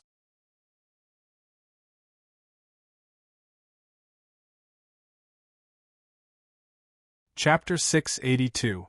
On the ground, spring and summer passed. Even the powerful Chu dynasty was collapsing. But in the underground cellar of Chongling, the temperature did not change much. Hu Hai had lost a lot of weight, and his skin was unusually pale. Like many animals that lived underground for a long time, his body even gave off a faint glow. But he did not have many wounds on his body right now. He did not even have chains or other restrictions. He appeared to be able to move freely. There were many thin and bloody pieces of meat on the stone plate in front of him. These pieces of meat were raw rat meat. Because Shun Xian had stored large amounts of food in this cellar, rats would often come smelling the scent of food. These rats naturally could not escape Shun Xian's perception. On the battlefield where Qin and Chu were fighting, rat meat was sometimes used as emergency food. Many soldiers would dig 3 feet into the ground to dig up plant tubers and rats to satisfy their hunger. However, the rat meat in front of Hu Hai had not been carefully cleaned. It was mixed with a lot of rat hair and dirt, and looked extremely disgusting. Every time his gaze landed on the smelly rat meat, Hu Hai would retch, but he did not dare to make a sound. Shun Xian was standing not far in front of him. He was using a rag of unknown color to clean a blade that was fixed to the wall. The time in the cellar was unusually long, so his movements were slow and meticulous. He seemed to be polishing some jade artifact to pass the time. Hu Hai. After a long time, he put down the cloth in his hand and said the word. Then he looked expressionlessly at Hu Hai and said, "Eat it. The taste is actually very good, comparable to the most delicious food in the world." Hu Hai was a legendary beast that had gone extinct long ago. This kind of beast was only recorded in the records of the cultivation world, and there were no authoritative records of what it looked like. Even the vast majority of cultivators did not know the name of this ferocious beast, much less mention such a rare name. However, these 2 words seemed to carry some kind of strange magic power. Hu Hai, who had been retching all this time, blushed when he heard those 2 words. Even his eyes were filled with greed. It was as if he had seen the most delicious food in the world, and he almost threw himself onto the stone plate. He chewed with big mouthfuls. Not only did he finish all the bloody pieces of raw meat, he didn't even miss a single drop of blood on the stone plate. Shun Xian looked at him silently and expressionlessly. In the next few breaths, he bowed his head, thinking that he would soon be able to go out and see Chongling. Chongling above was very cold and cheerless. The desolation came from the Great Purge after Yi Xiling's defection and Min Mountain sword sect's Bailey Sushue's invasion of the imperial palace. Many officials were involved and many people died in the battle. There were also many people who were afraid of being implicated and quickly left. Crucially, many sword schools and cultivation grounds disappeared overnight, not because of the encirclement of the army, but because they could no longer endure the control of the imperial palace. One of the more lively places today was Red River Town, a small town on the shore of the Wei River outside Chongling. This was a port where many merchant ships were docked. It was rich in clay that could be used to make pottery. There were many merchant ships that came and went. The mud at the bottom of the river was red, and caused the water of the river to turn red. The war at the border was serious, and what was lacking the most was food. Next was carriages and horses. Of course, there was also a shortage of medicine. Among them, the most important was hemostatic medicine. Yet as the weather grew hot and humid, medicine to stop diarrhea and wounds from festering suddenly became important. Today, most of the ships docked on the shore of this small town came from important businesses in Guangzhou. The people who came ashore were people who were rarely seen, and some of the legendary wealthy. But these Guangzhou wealthy had ugly expressions. Before everyone detected that all the medicines were in short supply, these Guangzhou tycoons suddenly found that most of the medicine to stop bleeding, and most of the medicinal materials to make medicine to cure diarrhea and festering had been taken by a mysterious rich merchant. Having a sense of smell ahead of everyone, and hoarding scarce resources, this was understandable in the business world. However, many of the finished medicinal ingredients were controlled by the imperial court, and some businesses had to complete a certain amount within a limited time. When these ingredients were monopolized by others, and the price was raised several times for no reason, the price of the finished medicinal ingredients sold by these businesses could not be increased. This was not just a matter of taking the opportunity to make money from the war. This was stepping on the faces of all the Guangzhou wealthy and taking money from their pockets. Who dared to do this? It wasn't just the officials of the bureaus who were connected to these Guangzhou wealthy. It wasn't just that many cultivators had left Guangzhou to become generals in the army. Even most of the cultivation places in Chongling received funding from these Guangzhou wealthy each year. The only thing that prevented these tycoons from completely flaring up was that this mysterious person possessed a terrifying amount of wealth.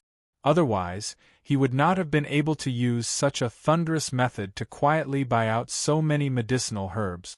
Moreover, this mysterious person had given them a chance to talk. Xie Lianying came ashore, surrounded by multiple important people of Guangzhou, and walked towards the quietest inn in this small town. As the head of the Guangzhou wealthy, he naturally had to be the leader to discuss such a challenge. But he was worried, and his mind was not on this. After Min Mountain Sword Sect was destroyed, his daughter Xie Ro, who had studied the sword in Min Mountain Sword Sect, had disappeared. Before that, Xie Chongqing had also disappeared. Compared to the news of his son and daughter, this matter was not the most important thing to him. However, when he followed the other party's request and walked alone into the quiet room in the deepest part of the inn, the first thing that entered his ears was a voice that stunned him. "Father!" The voice of these two words was incomparably familiar, yet also strange. "Chongqing?" Xie Lianying's eyes widened as he looked in disbelief at the young person shrouded in the dim light. For some reason, he felt a lump in his throat. That was not the son he dreamed of and worried about all day. In the dim light, the son who had been idle in the past seemed to have matured greatly. Xie Chongqing bowed deeply to his father, whom he had been thinking about day and night, and then said softly, "Using this method to get you here and obtain a chance to meet you, it's actually not a matter of business or this medicinal herb." "What do you mean?" Xie Lianying was stunned for a long time before he recovered. "What are you doing? How can you do such a thing?" Xie Chongqing was very excited to meet father and son in such a situation. His hands trembled in his sleeves, but his expression was solemn. He did not answer his father's question and quickly said softly, "Jing Xiu is about to act against Guangzhou."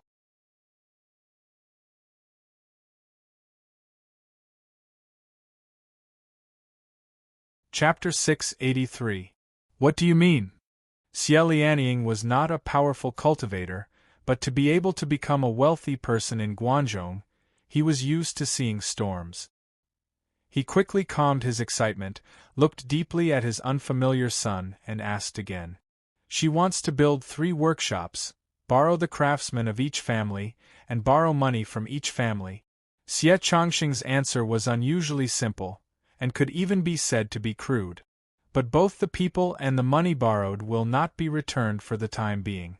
In less than a year, the families in Guangzhou will only have the carriage business, linen clothing, rice, and some metal businesses. Most of them will not be in the hands of the families. Xie Lianying's expression changed several times. The greatest source of profit for the wealthy in Guangzhou was not the flow of money, but daily necessities. Clothing and food were naturally the most important. Even if it is for wartime, each family has their own considerations. She cannot just say whatever she wants. She does not dare to anger the public. It will not be public anger. Hearing his father's words, Xie Chongqing shook his head and said, "The Qi family will be the first to agree, and so will the Tong family. At that time, she will only have to face the Xie family and the Shen family." The Qi family and the Tong family will agree? Xie Lianying's expression changed completely. If half of the most important families in Guanzhong suddenly changed sides, the remaining could not withstand the pressure from Chongling. "Father, there are some things you may not know." Xie Chongqing looked at his father, who had an ugly expression, and said softly and slowly, "Ding Ning is not dead, and he is the heir to the 9-death silkworm." Xie Lianying's eyebrows jumped, and he could not speak. "I am missing now. Father, you can treat me as dead, but there is still my sister. My sister received the inheritance of Min Mountain Sword Sect. Just like Jingliuli, she is the true disciple of Sect Master Bailey.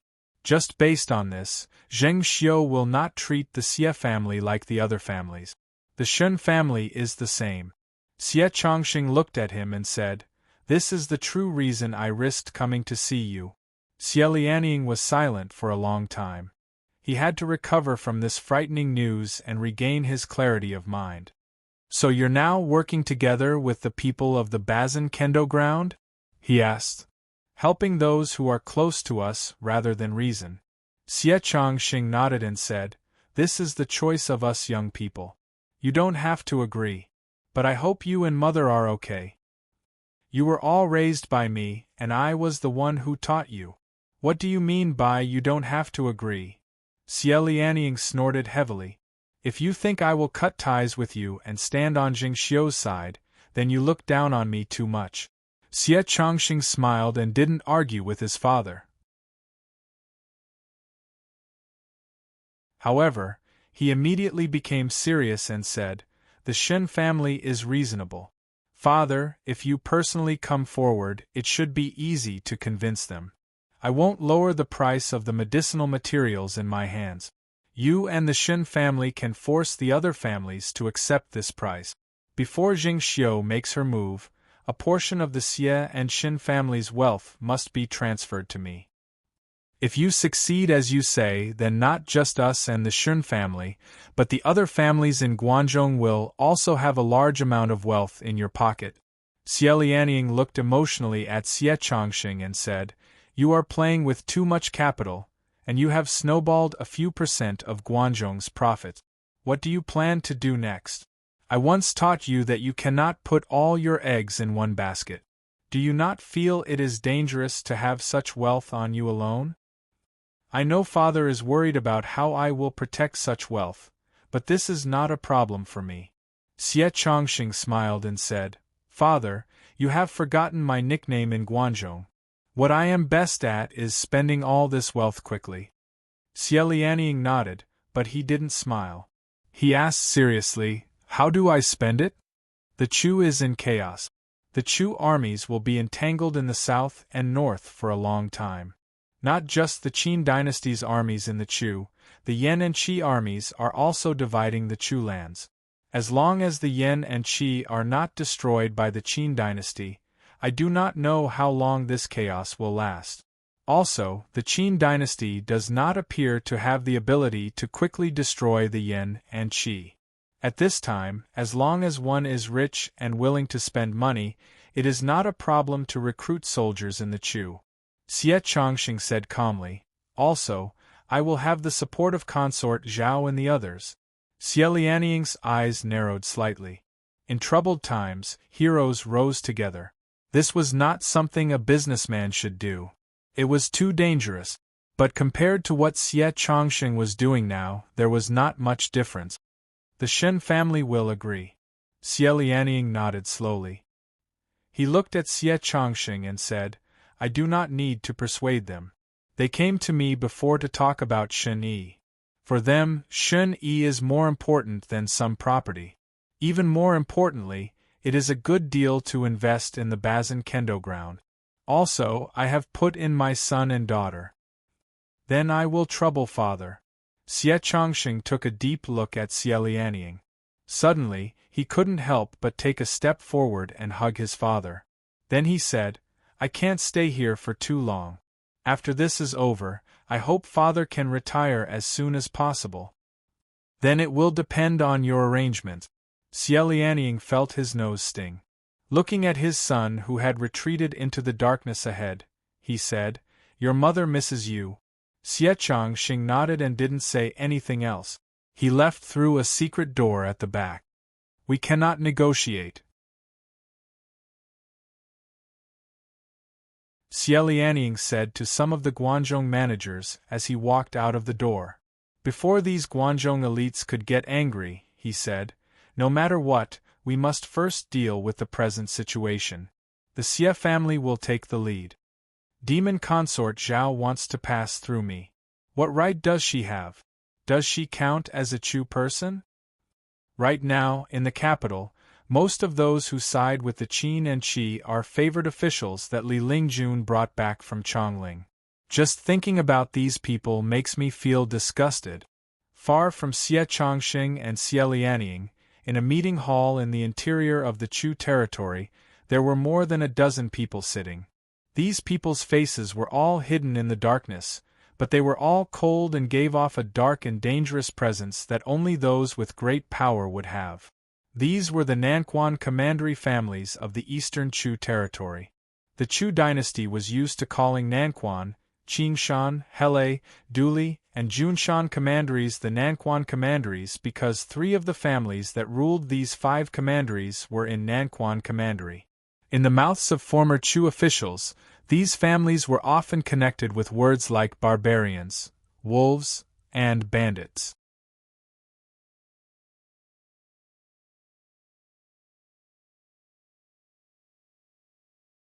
Chapter 684. What was special about the Nanquan commandery families in the Chu dynasty was that these families didn't just have astounding wealth like the Guanzhong merchants of the Qin dynasty, they also had large numbers of cultivators and private armies, and many of them were powerful realm's 7 cultivators. Cultivators and retainers were things that all nobility could have, but for a dynasty, a large private army was a threat. The reason that the Nanquan commandery families were able to have private armies was because these families had made great contributions to the Chu dynasty in the past. Many of them had been the friends and subordinates of the previous emperor. The reason why the noble clans of Nanquan County were still closely associated with the words barbarians, jackals, and bandits for many years after they received the grace of the late emperor and received the fief of 5 counties, was that these noble clans were indeed originally horse gang and bandits who occupied separate mountains. Back then, these people had taken their private armies to join the previous emperor, and had contributed greatly to the previous emperor's conquest and expansion of the country. Because of their special relationship with the previous emperor, these families enjoyed many privileges. Their conduct was much more barbaric than the meticulous and elegant nobility of the Chu capital. Before the Deer Mountain Conference, Consort Zhao had been involved in politics for many years. She had not been very lenient to the Nanquan commandery families. While she had not taken away their private armies due to the power of these families, she had made some defensive arrangements. For example, she had set up forts outside the 5 commanderies, limited the number of carriages that could be sold to the 5 commanderies, and set the highest level of seal weapons that the private armies could have. Yet what caused the Nanquan commandery to become enemies with Consort Zhao was the Zhou Xing case. The eldest son of the Zhou family of the 3 major families of Nanquan commandery, Zhou Ruo, had secretly interfered and controlled the selection and promotion of low-level officials in many commanderies in the east of the Chu. As a result, the small commanderies far from the Chu capital were bribed. Zhou Ruo was even more powerful in those commanderies. In the end, when he was investigated, the Nanquan commandery made many concessions in order to keep Zhou Ruo's head. But Consort Zhao did not give them any face and executed Zhou Ruo according to the law. Even some of the officials who tried to bend the rules were dealt with. In the future, if the disciples of the Nanquan commanderies committed crimes, they would be punished even more harshly. During the war between the Qin and the Chu, the Nanquan commanderies had also been forced to transfer many resources. Some important disciples who were cultivating in the Chu capital were also sent to the border army.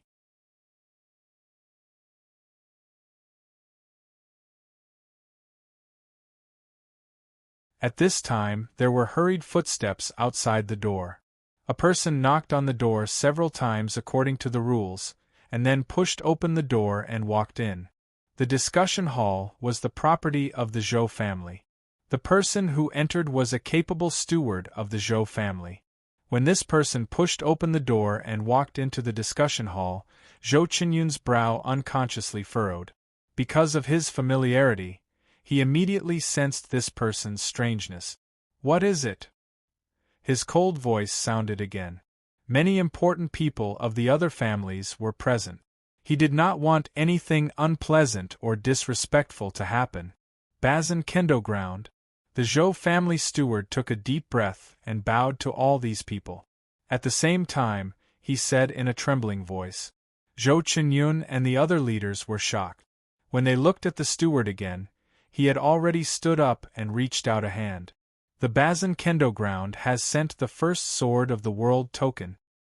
His voice trembled even more. He had a sword-shaped token half a foot long in his hand that gave off sharp sword energies. Gasps could be heard at the same time. First sword of the world token? Even if the Bazin Kendo ground has people left, can they still be the first sword of the world? Many breaths later, a shocked and furious voice sounded. What followed was an even longer silence. No one responded or objected. The atmosphere was terrifyingly tense. Even the person who had spoken out turned pale. The first sword of the world token was the token of the Bazin Kendo ground's first sword Wang Jingmeng. Seeing the token was like seeing the person. In the past, the Bazin Kendo ground had been the first in the world. When the token came out, almost no one dared to go against it. After many years, the Bazin Kendo ground no longer existed, but because of this, the first sword of the world token had appeared again after many years. What did this mean? Zhou Qinyun's breathing grew difficult. He stiffly raised his head and looked at the steward. He said, "What did the messenger say?"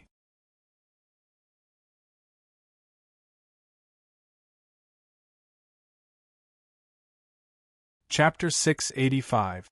Welcome Consort Zhao. This steward's breathing was also difficult. He held the small sword-shaped token, but it felt as heavy as a small mountain.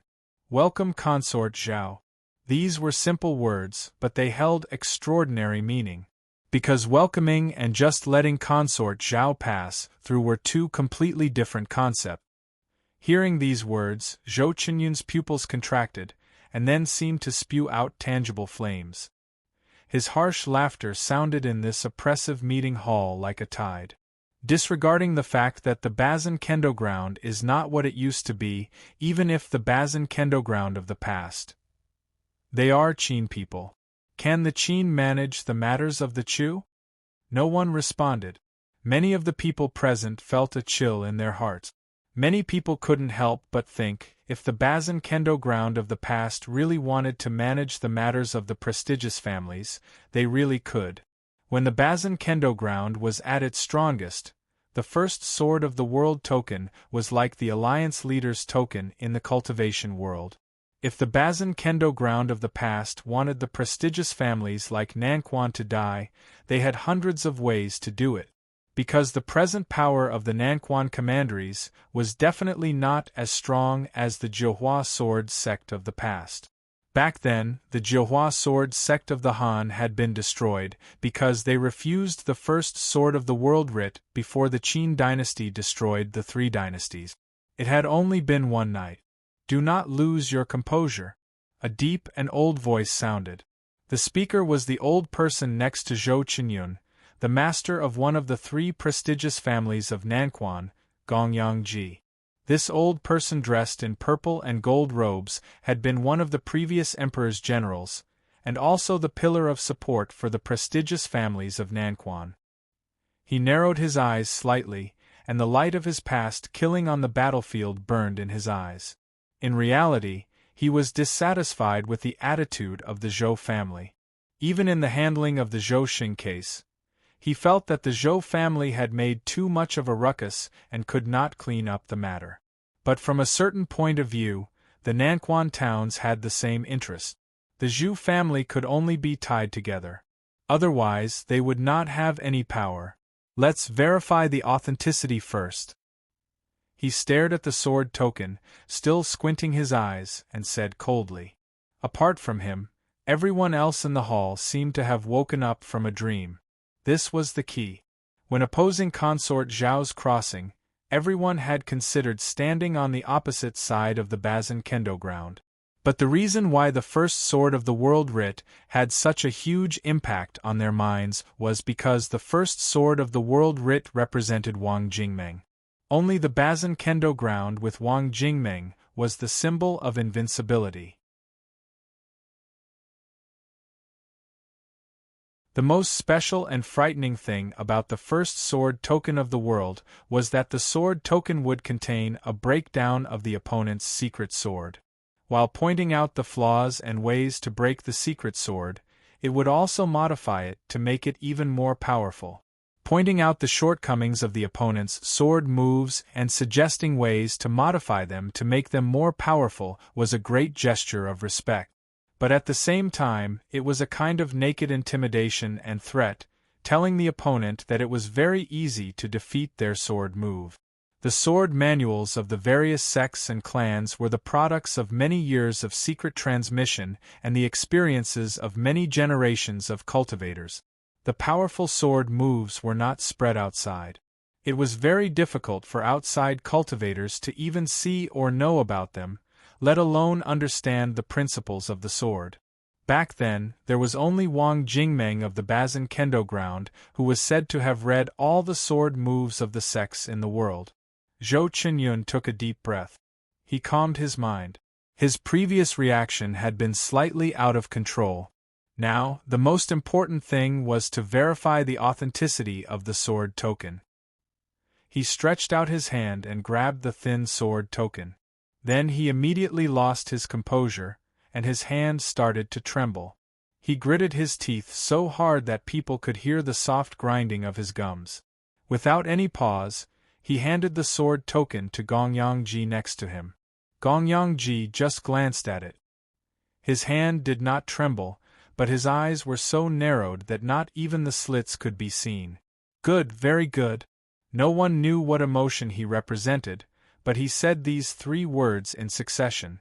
Then he raised his head, looked at the people below him, and said the names of 3 sword moves: Chaotic Cloud Flight, Moment of Elegance, Thousand Stone Collapse. Just 3 moves, but they belonged to the 3 families. They were the strongest secret moves of the 3 most powerful families. With the Zhou family's Chaotic Cloud Flight as an example, there were only 3 people in the Zhou family who could comprehend and use it. Yet this sword token only used a few sentences to explain the flaws and ways to improve it. The discussion hall sank into a deathly silence again. Even they had not thought that the Bazin Kendo ground with Wang Jingmeng and the Bazin Kendo ground without Wang Jingmeng would give them such different mental pressure. A good move. Gongyang Ji's voice sounded again. At this voice, many people looked up in confusion at the old man. I am talking about that 9-death silkworm, or maybe it really is Wang Jingmeng. Gongyang Ji laughed self-deprecatingly. In order to kill him, Yuanwu said that he is not the heir to the 9-death silkworm, but the rebirth of the 9-death silkworm. Now, he is going with the flow and issuing the first sword of the world token. Yuanwu's judgment, and the first sword of the world token, in the future, who in the world will suspect that he is the rebirth of the 9-death silkworm? The heir to the 9-death silkworm and the rebirth of the 9-death silkworm, Wang Jingmeng himself. The weight of his words is different. Different, different. Gong Yongji's last words echoed in the dimly lit hall, hitting the hearts of these people like a hammer. Then what do we do? Someone finally could not endure this burden and said, "Are we really going out to welcome Consort Zhao? This is not something we can completely decide, right?" Gong Yongji smiled scornfully and turned to look at Zhou Qinyun next to him, and the middle-aged man in an inconspicuous corner below him. That was the patriarch of the Xia family. Among the families of Nanquan, the Xia family was only below average. Facing Gong Yongji's scornful gaze, this middle-aged man bowed his head slightly and remained silent. Gong Yongji shrunk back tiredly and said softly in self-mockery, "Even if I agree to go out to welcome Consort Zhao, it still depends on the intentions of those two people." Hearing his words, some of the clans present were suddenly enlightened, while others were even more puzzled. But regardless of whether they understood or not, at least the Gongyang family had expressed their submission to the first Sword of the World token. Compared to life and death, face is secondary. Also, there is no shame in lowering your head to Wang Jingmeng. Out of the corner of his eye, he saw Zhou Qinyun's furious expression. Gong Yongji closed his eyes and said in self-mockery,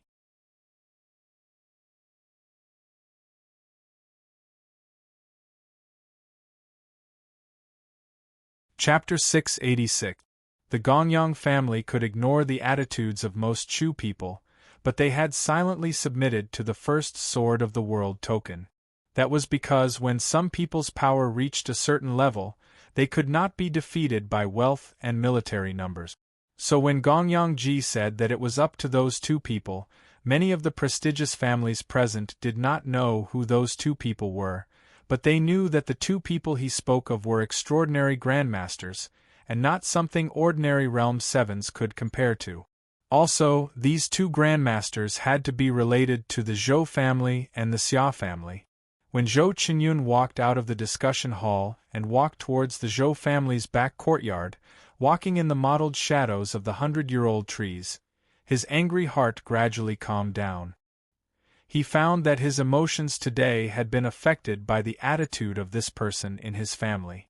Because this person in his family could not reconcile their attitudes towards Consort Zhao and the Bazin Kendo ground, his attitude and position had been affected.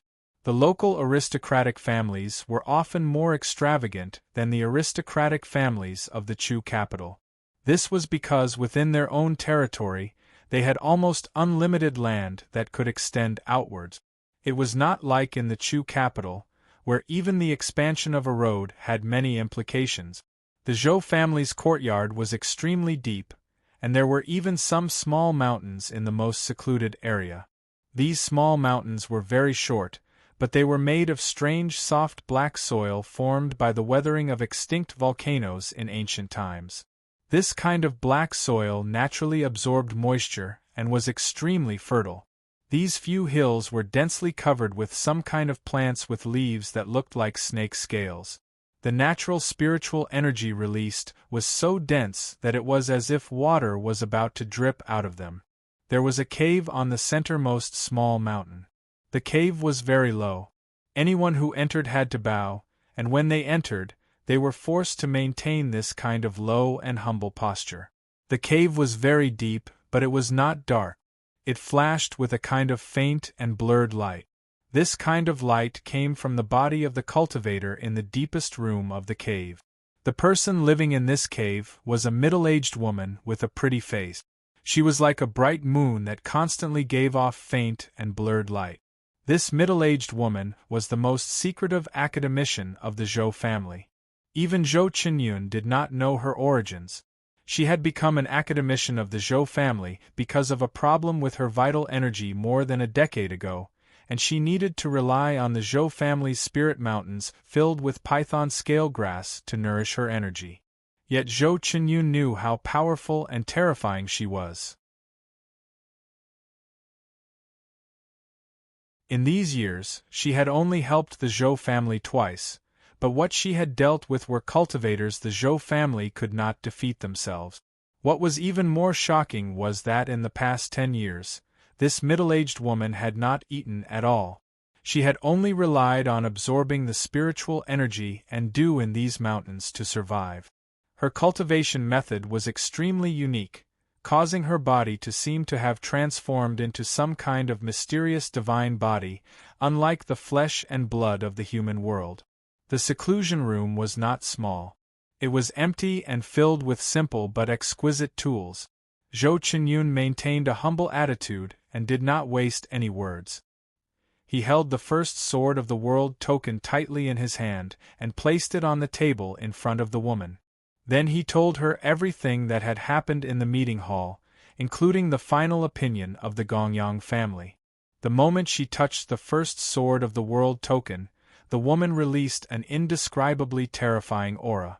She turned into a transparent and shiny object, making it impossible for people to see her figure, let alone see the changes in her facial expression. In these years, I helped you kill 2 people, but they were people the Zhou family could not deal with. Especially one of them was Zhou Huang. He received the inheritance of the Blood River Divine Book, and has a blood feud. He has come to take revenge on your Zhou family. If not for me, your Zhou family would not exist now. She only said these words to Zhou Qinyun, and there was no special emotion in her voice. But Zhou Qinyun confirmed her meaning and nodded. Then he bowed and left the small mountain. He spent an hour to walk out of the courtyard of the Zhou family and into an elegant restaurant near the water. There was only the intermittent sound of summer cicadas and no human voices in the restaurant. There was only one person drinking alone in the restaurant. This was an old man who had sat next to Zhou Qinyun in the meeting hall an hour ago. He was Gongyang Ji. How did you know my family had such a guest? Zhou Qinyun sat down across from Gongyang Ji and asked directly.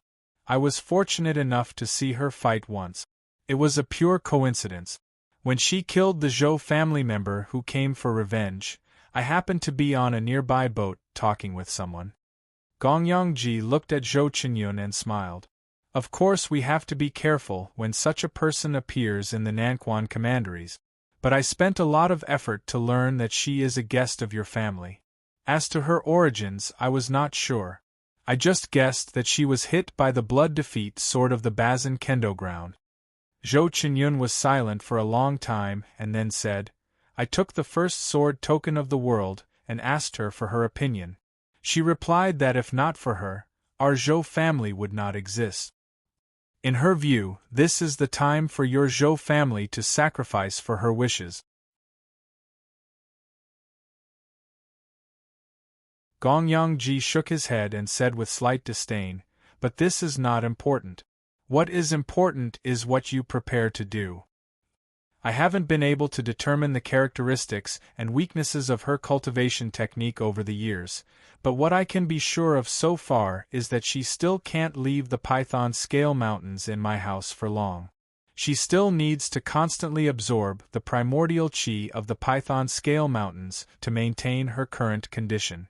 Zhou Qinyun turned to look at the flowing water outside the window and said slowly and coldly, all the cultivators of the Zhou family are not a match for her and cannot change her decision. But this is not because the Zhou family does not care about the first sword token of the world. The people of the Bazin Kendo ground do not need to convince the Zhou family, they only need to convince her. So if they want to talk, let the people of the Bazin Kendo ground talk to her. Selling her location to the people of the Bazin Kendo ground is a shameless move. But have the families of the Nanquan commanderies not done such shameless things before? The thing that we, the nobles, are best at is making shameless things sound dignified and natural. Gongyang Ji did not have any disdain. He said approvingly, we have already expressed our attitude. Regardless of whether it is her or that person from the Xia family, this is a matter that the Bazin Kendo ground needs to resolve. If even she cannot resolve it, then the Nanquan commanderies do not need to lower our heads to the Bazin Kendo ground. As to the Xia family's attitude, they cannot even control themselves, so why care?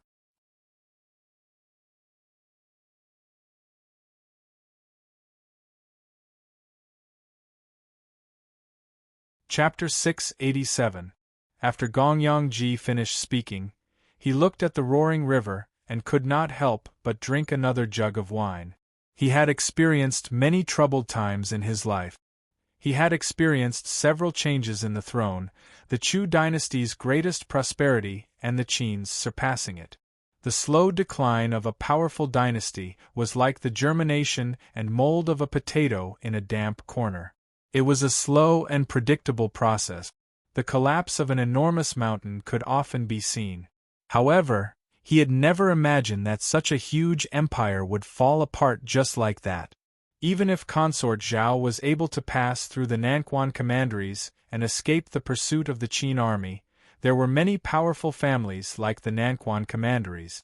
Her era had ended. The Chu dynasty had been split into pieces by the Qin, Yan, and Qi. The Chu dynasty was finished just like that. Even the most powerful families were no different from bandits in a situation like this. While Gong Yongji was lamenting the fate of the Chu dynasty and the Nanquan commanderies, the distant Yan capital was in a murderous state.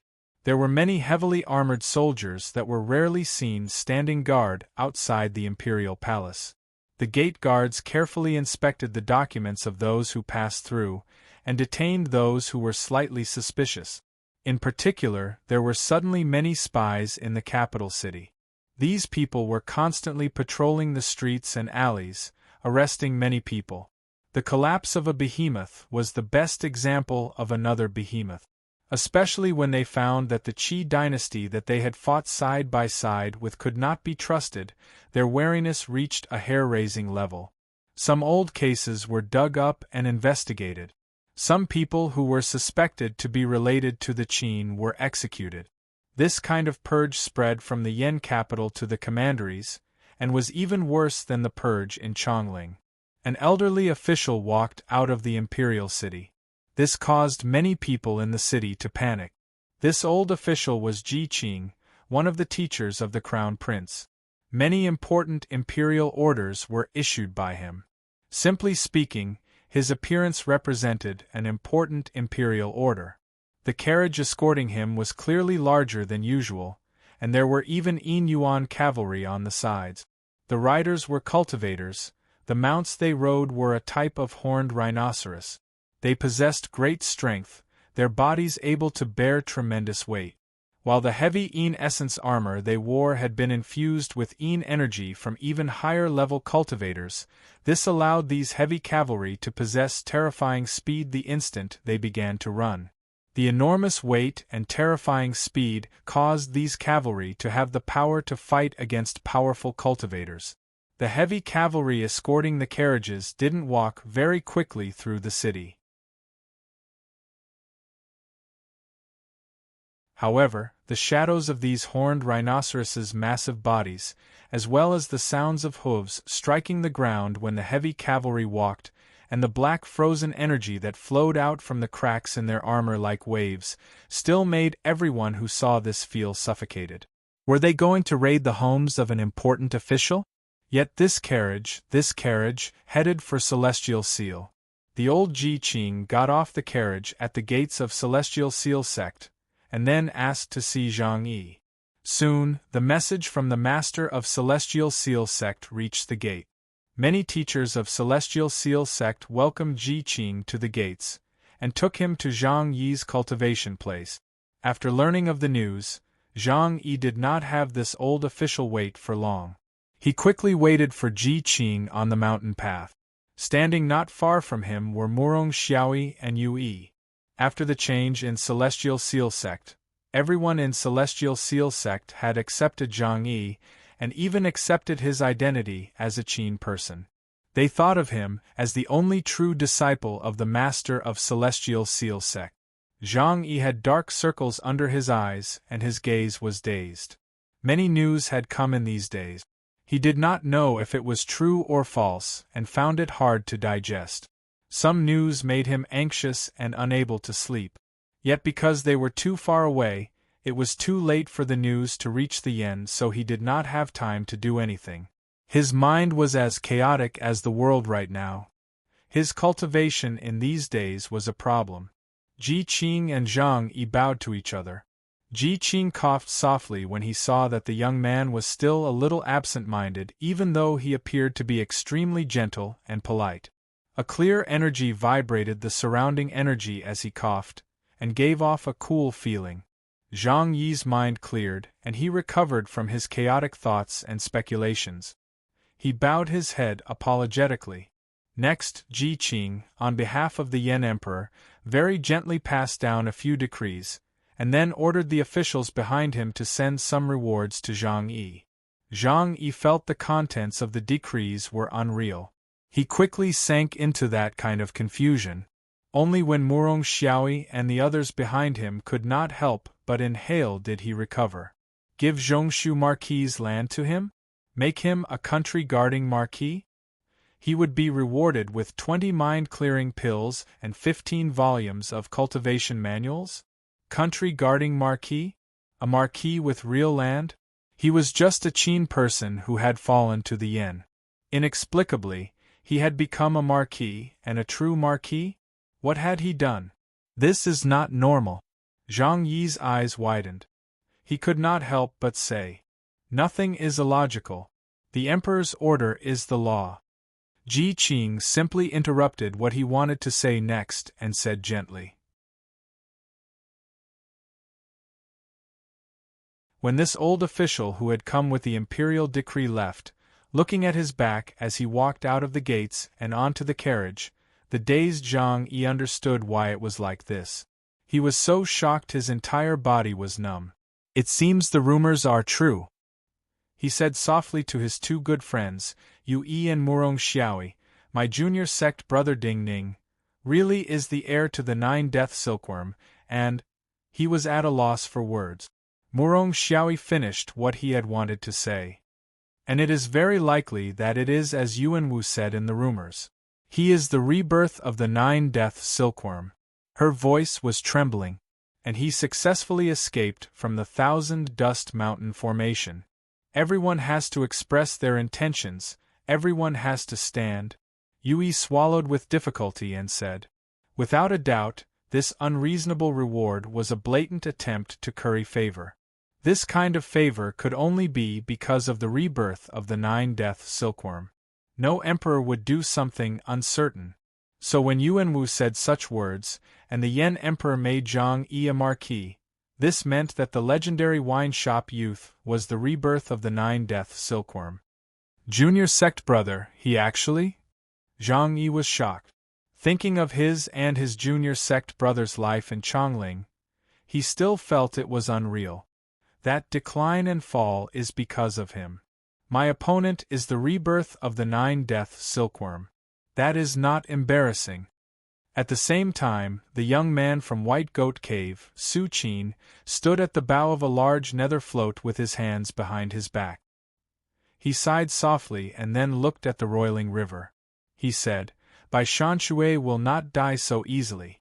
Help me send out the news. I want to see her alone."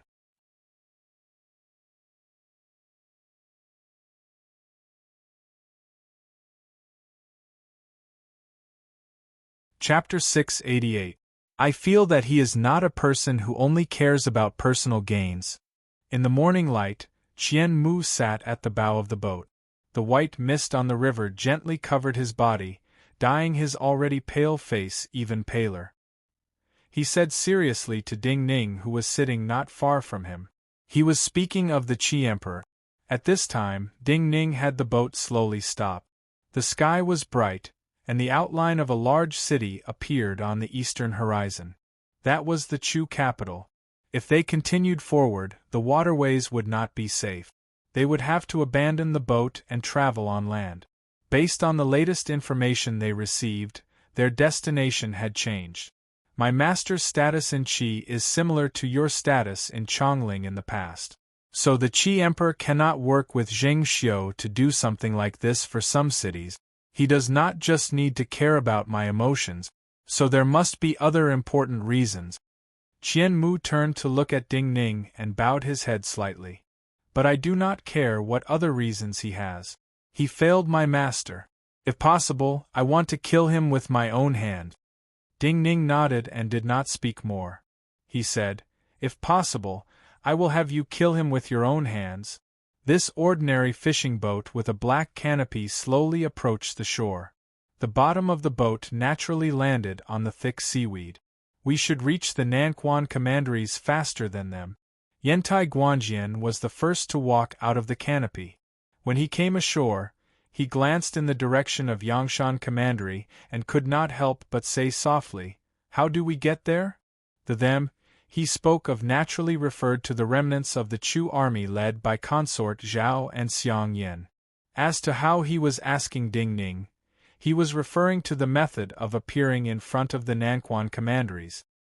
Hearing his words, Ding Ning smiled and said, "We will use the simplest and most normal method to go. I do not understand why you dared to invite me to meet alone. You are too weak. Do you not fear I will kill you with one blow? You should know that people like me can kill you as they please with just a thought. I've killed too many people like you." When the sun was high in the sky and it was close to noon, a small boat floated alone on a river far away from the Chu capital. Su Qin stood alone on the boat. When he heard the arrogant voice, he slowly turned. The murderous waves slammed against the boat beneath him. Bai Shan Shui, dressed in white and dressed as a woman, stood on the waves and looked at him mockingly. Su Qin nodded respectfully, but his expression was somewhat arrogant. He smiled faintly and said, "Many times, whether a person is great or not depends on whether his enemy is great or not. I'm very fortunate to have a group of great enemies." Bai Shan Shui frowned and said disdainfully, "Just helping Jing Xiu do some things, you are no different from the yellow robes of Jiaodong commandery. With your present status, you do not have the right to call yourself our enemy. Not now, but not in the future." Su Qin was not angry and smiled brightly. "It is hard to describe a person's fate. In the past, when I joined Li Lingjun, they made things difficult and humiliated me. But the once glorious Li Lingjun has become a piece of scorched earth in the Chu capital, and I am now the most powerful person in the Chu capital." Bai Shan Shui sneered. "You may soon become a floating corpse on the river." "Probably not." Su Qin shook his head and said coolly, "I am not like Jing Xiu and the Bazin Kendo ground. There is no unresolvable hatred between us. Also, you should be interested in making a deal with me." "A deal? Interesting, I like making deals with people the most." Hearing Su Qin's words, Bai Shan Shui suddenly laughed. Su Qin wanted to say more, but looking at Bai Shan Shui's strong smile, he inexplicably felt cold inside. He knew, at least at this time, there was still a great distance between him and a great rebel like Bai Shan Shui. He took a deep breath, focused and said seriously, "You should want to know the secret of the Qi Emperor and Jing Xiu working together." Bai Shan Shui's gaze flashed violently. She put away her smile and said simply, "I want to know." "The 12 shamans." The simpler Bai Shan Shui spoke, the more serious Su Qin became. "The 12 shamans are each a cultivation catalog. Each one is a unique cultivation method. But when the records on the 12 shamans are connected together, they are the origin of all the Yin and ghostly cultivation methods of the Qi dynasty. In other words, many of the sects in Great Qi now seem to have powerful cultivation methods and means of fighting against enemies, but they are just side branches of the 12 shamans." "I have heard of it." Bai Shan Shui frowned. She looked into Su Qin's eyes and said directly, "So you mean that Jing Xiu found the 12 shamans, and then used this to trade with the Qi Emperor?" Su Qin nodded and said, "Yes." "And then?" Bai Shan Shui exhaled and said, "You mean you know the whereabouts of the 12 shamans?" "I know, and I think I can help you get the 12 shamans. Since he can work with Jing Xiu because of the 12 shamans, then if you get the 12 shamans, even if you are useless, you can have him do many things for you," Su Qin said with narrowed eyes. "This is a good deal, but what do you want?" Bai Shan Shui laughed. "I want the human monarch jade annulus." Su Qin took a deep breath. He did not look at Bai Shan Shui, but at the rippling river surface and said expressionlessly, "Human monarch jade annulus? Just something that can make people cultivate much faster. For realm's 7 grandmasters like you, it is not a treasure, but it is very useful to me," Su Qin said calmly. "After I took control of the Chu capital, I found many interesting things.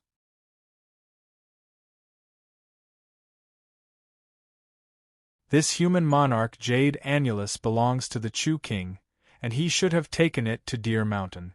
But he did not give it to consort Zhao or Li Lingjun. His death warrior, Li Yunrui, later went to Chongling. Therefore, in the unseen world, many things have actually happened by coincidence. Help me find the human monarch jade annulus, and I will help you get the 12 shamans. This is a fair deal for everyone. I like to make deals with people like you." Bai Shanshui could not help but laugh. Arrogant enough, ambitious enough, but smart enough. Su Qin bowed deeply and said sincerely, "Thank you for the praise. Then I will wait for the good news." Bai Shanshui turned around and walked 2 steps on the wave. Suddenly, he turned back and looked at him with slight mockery. "I didn't kill you because I think you are very interesting. If the world was filled with boring people and vicious opponents, then it would be very boring. But have you ever thought about what you want to do? I am too low and cannot see too far. I have not thought about it, but maybe I will in the future." Su Qin smiled and showed his white teeth.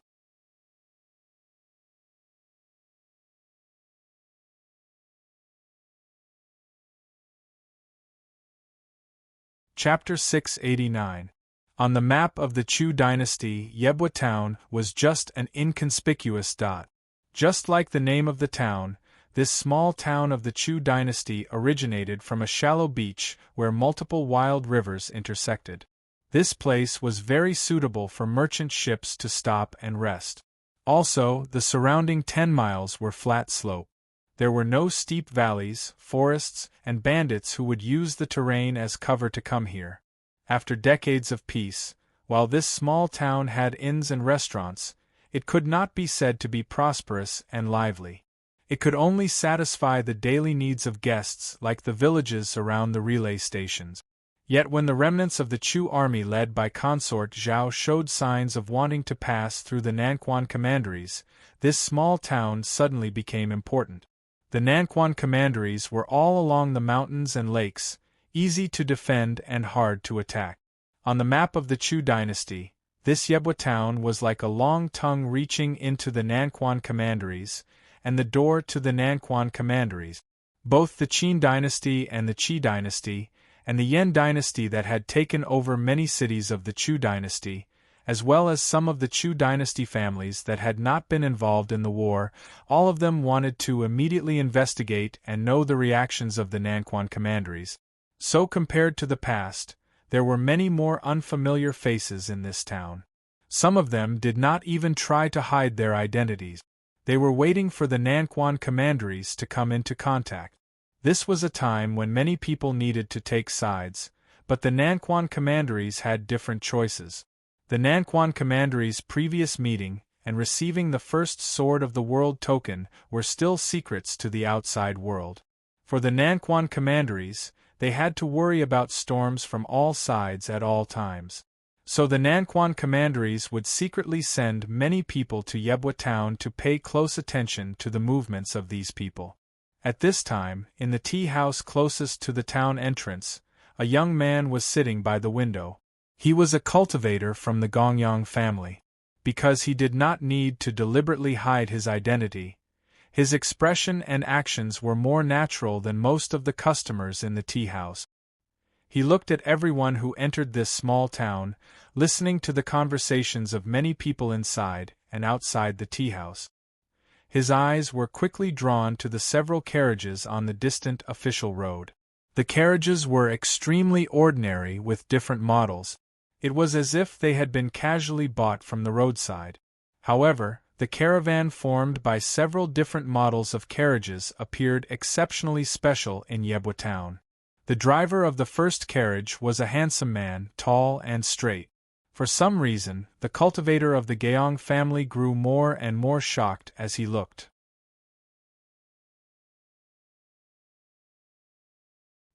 He felt that the lines of this man's clothes were like sword marks, like sharp swords were about to fly out. The driver of the second carriage was a youth. When his gaze left the handsome man on the first carriage and landed on this youth, this Geong family cultivator could not sit still and stood up, because it was too strange. He could clearly see every detail of the handsome man's face, but the youth was only a carriage away from the handsome man, and he could not see the youth's face. The young man's facial features seemed to be very clear, but it did not leave any impression in his mind. It was like a piece of white paper. Just from these two carriage drivers, this Geong family cultivator was sure that the cultivators in this caravan were so strong they were unimaginably important. Without any hesitation, this Geong family cultivator walked out of the tea house and headed towards the carriages. Because he was worried about the displeasure and hostility of the people in the caravan, when he was dozens of feet away from the carriages, he stood on the side of the road. Then he bowed and said respectfully, "Geong family's Geong Jinshin, honored guests?" He was extremely careful with his words. Even when he asked, he only used honored guests. He did not even dare to say tough words like why he had come. The closer he got to the caravan, the more his heart and pupils contracted. In his judgment, even consort Zhao and Xiang Yen, who led the remnants of the Chu army, could not send such a powerful caravan. Min Mountain Sword Sex Tantai Guanjian. The driver on the first carriage nodded in return, and answered warmly and politely. His answer was extremely simple. Bazin Kendo Ground, the master of the first sword of the world token has arrived. Please report to the family leader. The cultivator from the Geong family suddenly raised his head. When he heard the handsome man's self-introduction, as well as the following words, he instantly felt a great dizziness. His entire body was filled with disbelief and a feeling of unreality. He did not even notice that the vital energy in his body was uncontrollably colliding, causing his body to shake violently and even give off loud booms. However, when he raised his head and saw the handsome man's gentle yet untouchable gaze, his entire body was filled with an unreal feeling, but he was incomparably certain that this was real. This man was the legendary Tantai Guanjian, the fastest person in the world with the fastest sword. Including him, all the cultivators of the Nanquan families had imagined countless ways for the people of the Bazin Kendo Ground to come, but no one had expected them to come in such a way. Just like that, they were openly exposed under the sun. They came in such a dignified manner, with a serene presence, and naturally with the arrogance and pride of a large sect. This was the most ordinary and extraordinary way for important people to come.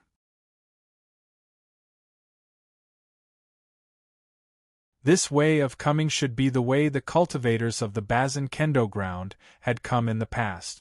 But now it had appeared again. This Geong family cultivator did not answer. He sank into great shock. He knew that this was the start of a great change. When the 9-death silkworm reappeared, truly appeared under the sun, and publicly let people know his identity and whereabouts, he was not just standing in front of a caravan like this, but in the history books, at the beginning of an era. He saw stars, so much so that the entire caravan became golden in his vision, so majestic that he could not look directly at it. After a dozen breaths, he was finally able to control his body. He bowed deeply again and said, "Please allow me to lead the way."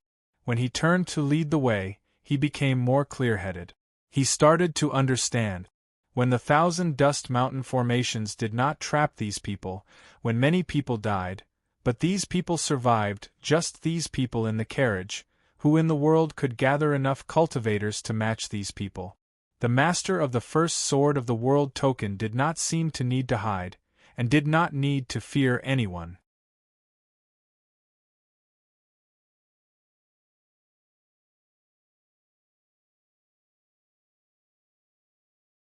Chapter 690.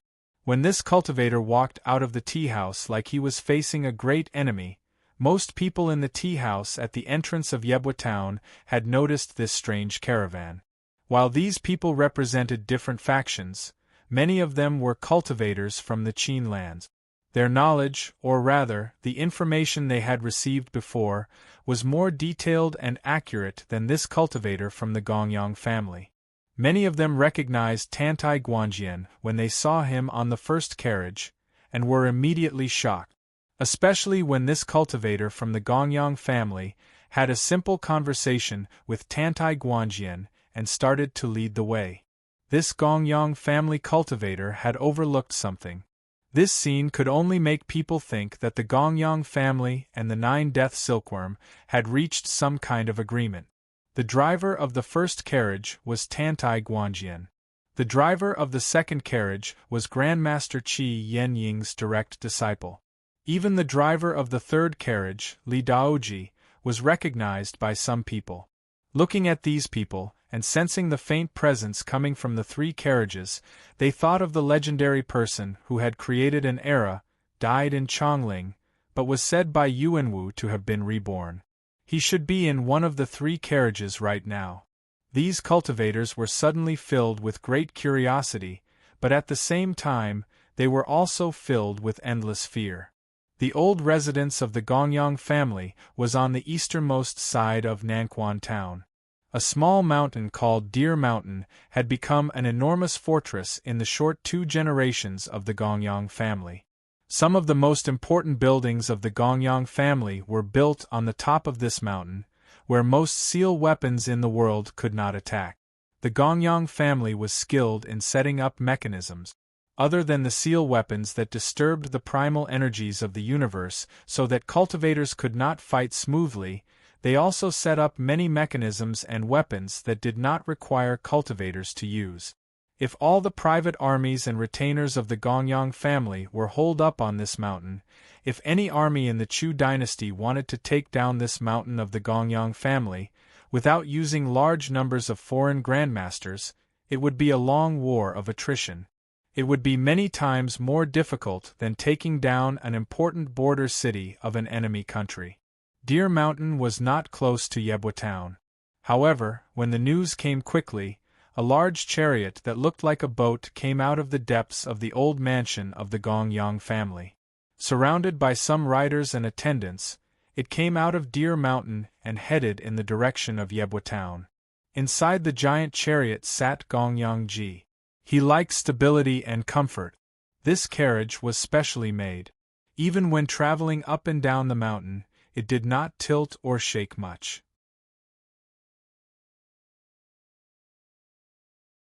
Even some of the nobles in the Chu capital might not have something like this. Gongyang Ji's expression was calm like the warm sky in spring, but his eyes could not hide his shock. 3 ordinary carriages of different models passed through Yebwa town. Then, halfway between Yebwa town and Nanquan town, they encountered the caravan of the Gongyang family. Behind the enormous caravan of the Gongyang family, there were many caravans of other prestigious families who had heard the news following from a distance. They were like armies. But following Gongyang Ji's signal, when the caravan of the Gongyang family stopped, the place where they stopped was slightly lower than the 3 carriages Ding Ning and the others were in. This was an indescribable posture. The Gongyang family was like this. These 3 carriages naturally appeared to be higher than the Gongyang family and all the other carriages behind them. It was like a king of the past was receiving the greetings of many vassals. The carriage stopped. The chariot stopped.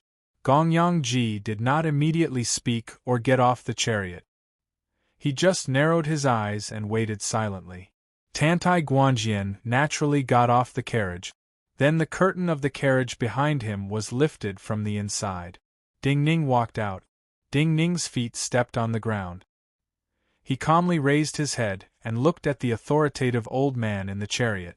Gongyang Ji's gaze shook. He found that even he could not see Ding Ning's cultivation. At least, just from Ding Ning's presence, he felt he was as calm as the stars, and could not judge the other's true cultivation.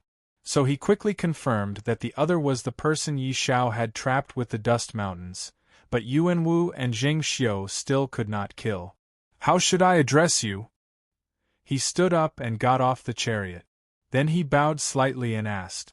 Ding Ning said calmly, Ding Ning? I really admire you, but you are making things difficult for me.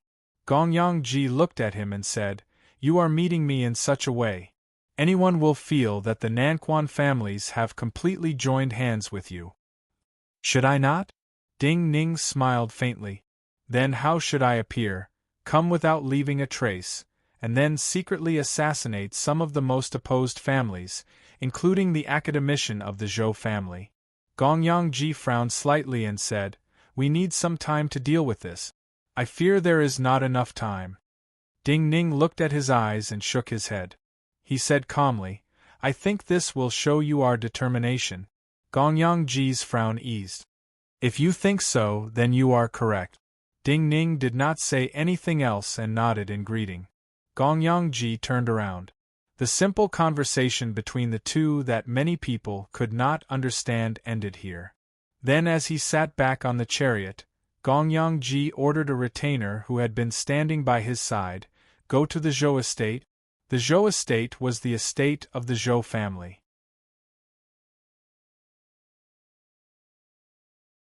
This retainer was his closest consecrator. Naturally, he understood the meaning behind this sentence.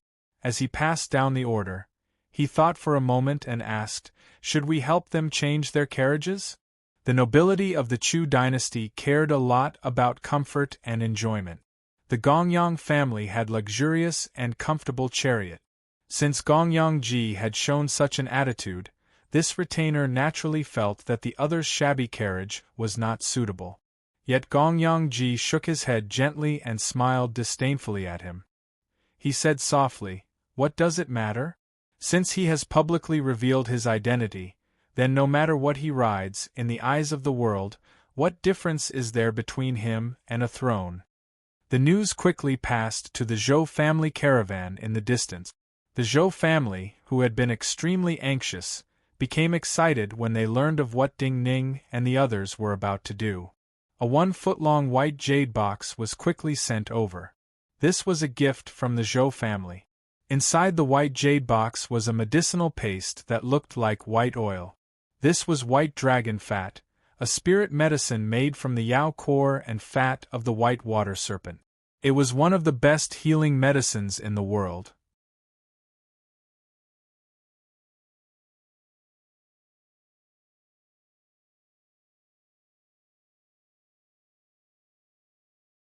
Chapter 691.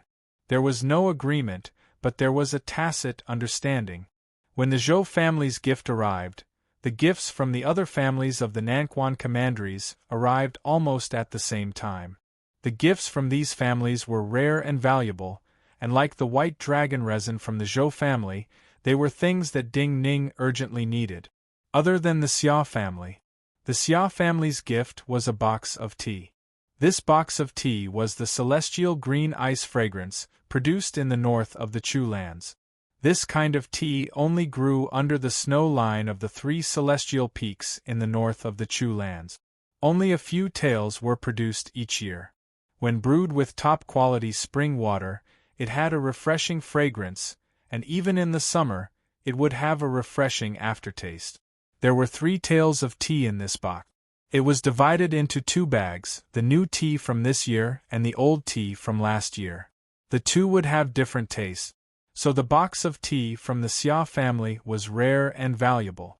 Purely in terms of trade, its value surpassed most of the gifts from the other families. But while this kind of tea was meaningful to the nobility who liked to enjoy, it was meaningless to most cultivators, especially to Ding Ning right now. A gift like this was enough to express the subtle attitude of the Xia family. But when Ding Ning saw the gift from the Xia family, he did not express anything and went to the Zhou estate first. The Gongyang family used the mountain as a fort, and the Zhou family used the water as a prison. The 3 layers of water, some streets, and shops naturally formed 3 lines of defense that were easy to defend but hard to attack. Usually, even the people who lived in these streets and shops would have a hard time detecting it. But today, when the gates on some of the stone bridges fell, when the water levels of some of the rivers rose, and some of the mechanisms hidden in the rivers were revealed, even the most stupid residents found that there seemed to be 3 moats outside the Zhou estate, and some of the usually inconspicuous buildings became the eyes of formations and fortresses in these streets. Sometimes, defense meant imprisonment. This was the case for the Zhou family. Large numbers of cultivators and the Zhou family's private army were guarding important seal weapons, cutting off the connection between the Zhou estate and the outside world, and surrounding the Zhou estate. The patriarch of the Zhou family, Zhou Qinyun, was hiding in an ordinary carriage outside the 3 layers of encirclement. His face was extremely pale, and he was extremely nervous. Ding Ning's public appearance was no different from the time when the sect master of the Bazin Kendo ground had led his people to the same place.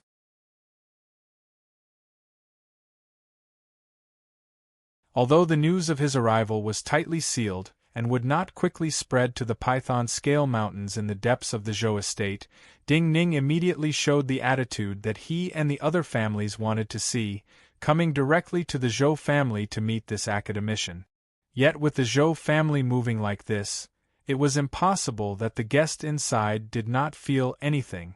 If this guest left Python Scale Mountain and charged out, there was only one thing he could do: kill the Zhou family as much as possible in revenge. If this consecrator had a choice, then as long as his existence was discovered, the first person to be killed would naturally be him. So when the people of the Gongyang family arrived with Ding Ning's carriage, when they started to enter the heavily guarded outer 3rd level of the Zhou family, he still hid in the carriage and did not dare to appear. He had seen how terrifying that consecrator was. He was afraid that the consecrator would take this opportunity to rush out. All the cultivators and soldiers of the Zhou family were extremely nervous. Their nervousness came from 2 places. One was that they knew there was a terrifying and mysterious guest who had been betrayed by the Zhou family. The other was that they had seen the legendary 9-death silkworm with their own eyes. They watched as the carriage stopped and Ding Ning calmly walked out. Looking at the extremely young figure bathed in the sunlight, each of them had the same thought. Was this young person really the invincible Wang Jingmeng of the past? That Wang Jingmeng who had killed almost all the grandmasters of the 7 dynasties who had entered Chongling to stop him, and piled up their bodies into mountains? They looked at Ding Ning's face. It was so clear, but they felt it was illusory. They did not dare to believe or imagine. Ding Ning's caravan was heading straight for the main gates of the Zhou family. When all the secret valves and mechanisms were activated, to go from the outer 3 levels to the main gates of the Zhou family's inner compound, they had to pass through 3 large bridges. When the caravan stopped in front of the first bridge, other than Ding Ning, no one in the 3 carriages Ding Ning was in moved. Even Ding Ning walked out of the carriage, and stood at the front of the carriage but did not get off. In the span of a few breaths, countless gazes gathered on him and made countless guesses. But Ding Ning still did not get off the carriage. Metal flashed in his hand. Everyone who was watching him, whether in the open or in the dark, had their pupils contract. 2 first sword tokens appeared in Ding Ning's hand. Then, everyone saw him holding one of the first sword token of the world and carving a few runes on the sword of the other first sword token of the world, as well as writing some notes. Then he naturally handed the token to a Zhou family cultivator closest to him and said, "Give it to Li Jiayue.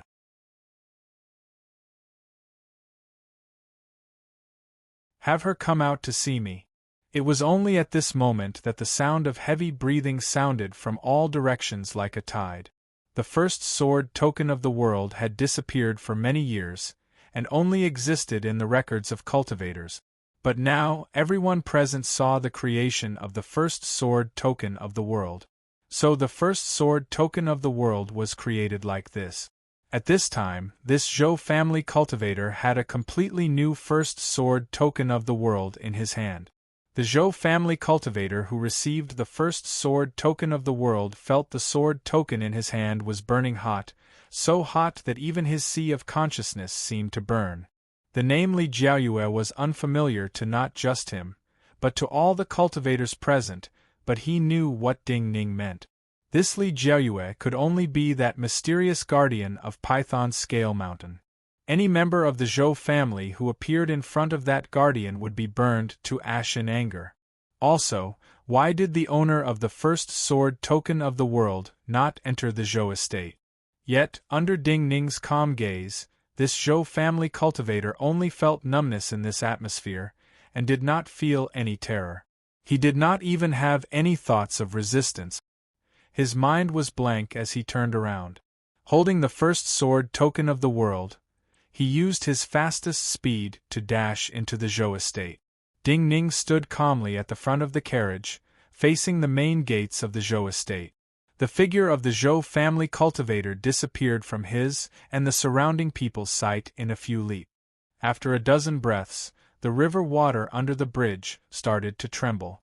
Everyone felt the surrounding air start to sway. In the next moment, a sharp scream came from the depths of the Zhou estate, from the Python Scale Mountain. This scream was ear-piercing, like countless female ghosts screaming underground, causing people's hairs to stand on end. There was a loud boom.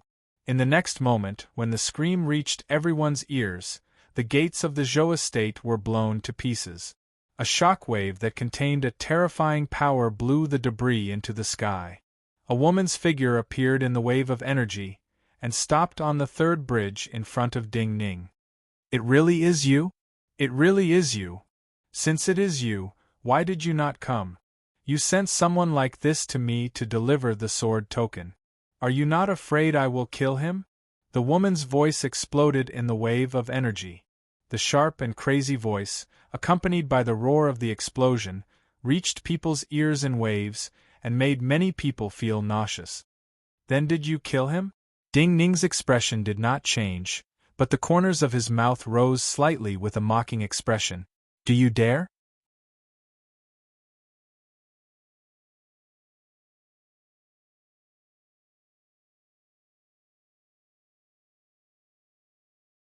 Chapter 692.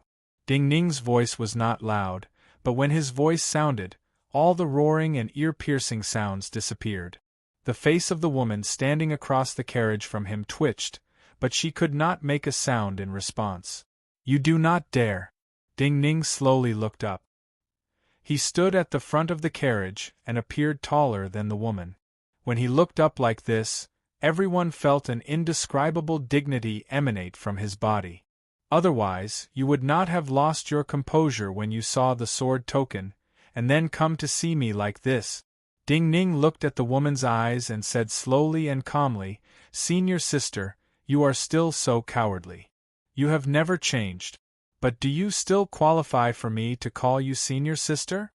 When his voice spread out, the sound of gasps could be heard from all around. This shock came from Ding Ning's identity. If he really was Wang Jingming, then this mysterious academician hidden in the Zhou family was Wang Jingming's senior sister? Everyone knew that Wang Jingming had become the true leader of the Bazin Kendo ground after entering Realm 7. But there were almost no records of Wang Jingming's teacher. Few people knew that when he started to cultivate, he had been a disciple of a famous teacher in the Bazin Kendo ground, or that he had received some inheritance from the former Yu dynasty. When he entered the Bazin Kendo ground, he already had terrifying methods and knowledge. "It really is you." The woman was dazed for a moment. Her pupils contracted and withered like a flower as she repeated her words. Ding Ning looked up even higher. His gaze landed on the sky. The last flower remnant sword had been hanging at his waist. Then he gripped this sword and slashed towards the sky. A beam of sword chi appeared in the sky. It looked like a beam of green flame. This indigo flame seemed to have a life of its own, expanding and contracting in the sky. Then Ding Ning attacked again. A pure white moon appeared even higher up in the sky. The bright moon slowly dimmed, and a mysterious sword intent began to linger in the world, as if killing intent would descend on everyone at any time. Then, Ding Ning made the third strike. Many strands of sword light danced around Ding Ning like gossamer threads, converging into a shape like a millstone. Only now did Li Jiayue fully understand the meaning behind Ding Ning's three-sword strike. The first sword was the blue sky wildfire, which was the ultimate technique of her and Wang Jingming's master. She couldn't understand it, but Wang Jingming could. The third sword was the stone grinding sword, which was Wang Jingming's unique sword style. There was no stronger proof in the world than this. She no longer dared to doubt the identity of the person in front of her.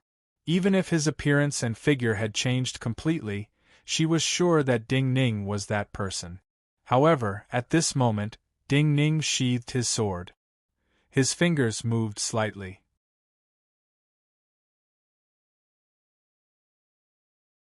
He did not really attack, but created two faint sword essences. These two sword intents had completely destroyed her psychological defenses, causing her to feel as if her strength was being drained away. These two sword essences were the sword moves that she and Wang Jingming had used in their last fight. One of the sword essences had left behind a vicious wound in her body, so that she had to rely on the energy of the Python Scale Mountain to maintain her life. This sword had imprisoned her in the Chu for many years.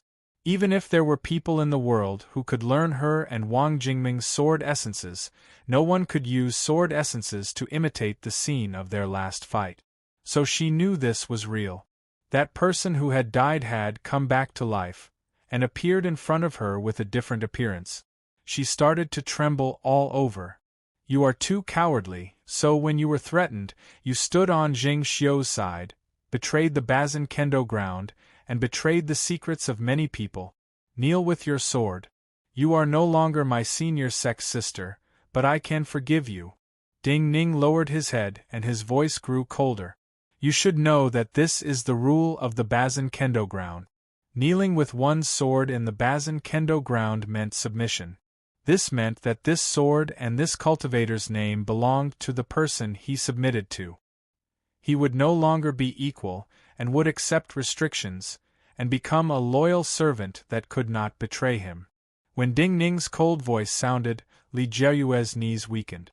She knew the rules of the Bazin Kendo ground back then, but almost no one in the Bazin Kendo ground back then could accept such humiliation. According to the rules of the Bazin Kendo ground, accept forgiveness, and I can remove the hidden injury from your sword. Because I have the heaven-replenishing divine art of Min Mountain Sword Sect. Ding Ning looked expressionlessly at her and said, Plop. Li Jiayue knelt down. A puff of dust exploded from where her knees touched the ground. The next thing to touch the ground was her body. She was almost prostrating on the ground, her forehead rubbing against the ground. No one knew what complicated emotions she had at this time, but they could see that she was crying. No one found this absurd, and not many found it laughable. Looking at Ding Ning's figure in the sunlight, and this powerful cultivator kneeling in front of him, everyone started to understand that Ding Ning was doing this because this was a sacred ceremony. He had brought back the rules of the Bazin Kendo ground. This was a ceremony to announce to the world that he and the Bazin Kendo ground had returned. From now on, no one would doubt his identity.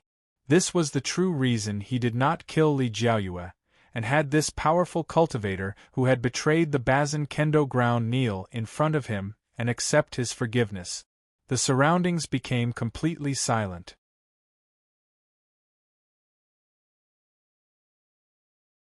Many cultivators looked at Ding Ning's figure and knew that this was not his strongest, most glorious, and most shocking moment.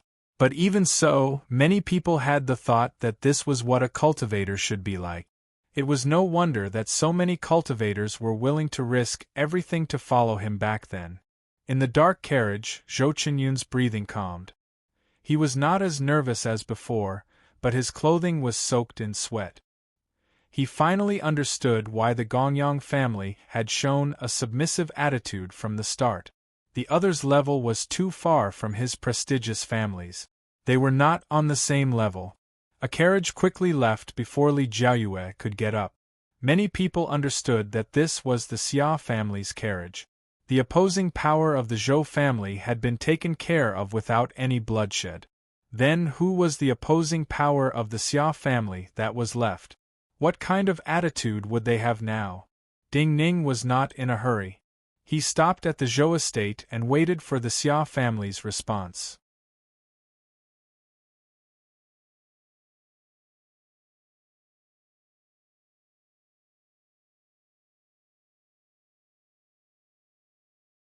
Chapter 693. Does he like to forgive so much? There was a lotus pond deep in the Xia family courtyard.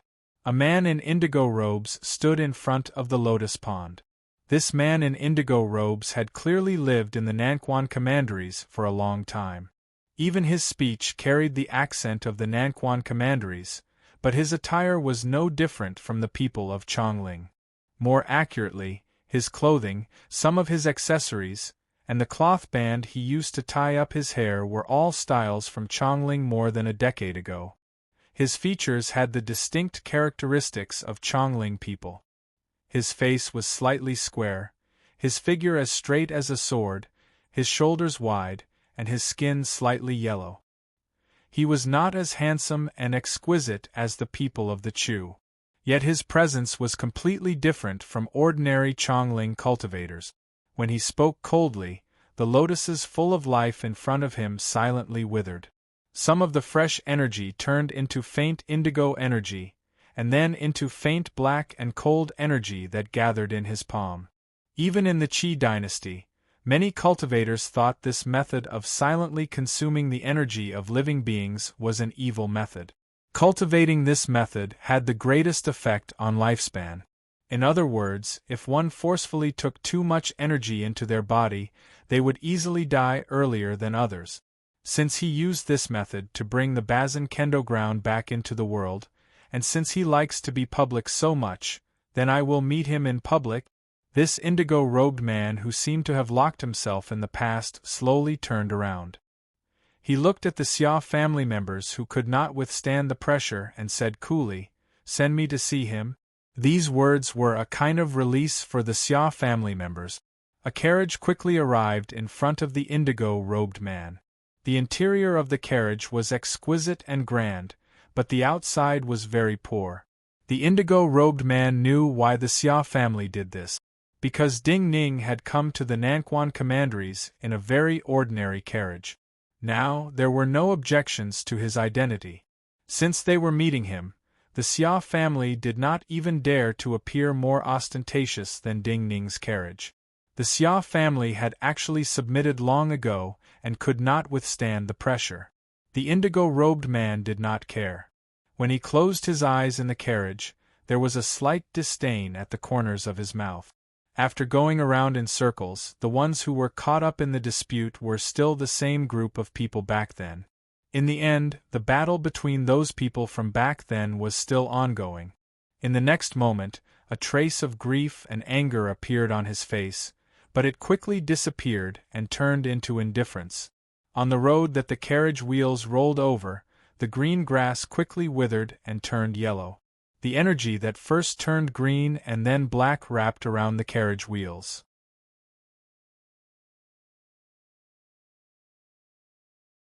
At first, the blackness on the wheels of the carriage was inconspicuous, but slowly, it became like countless black vines that were constantly growing.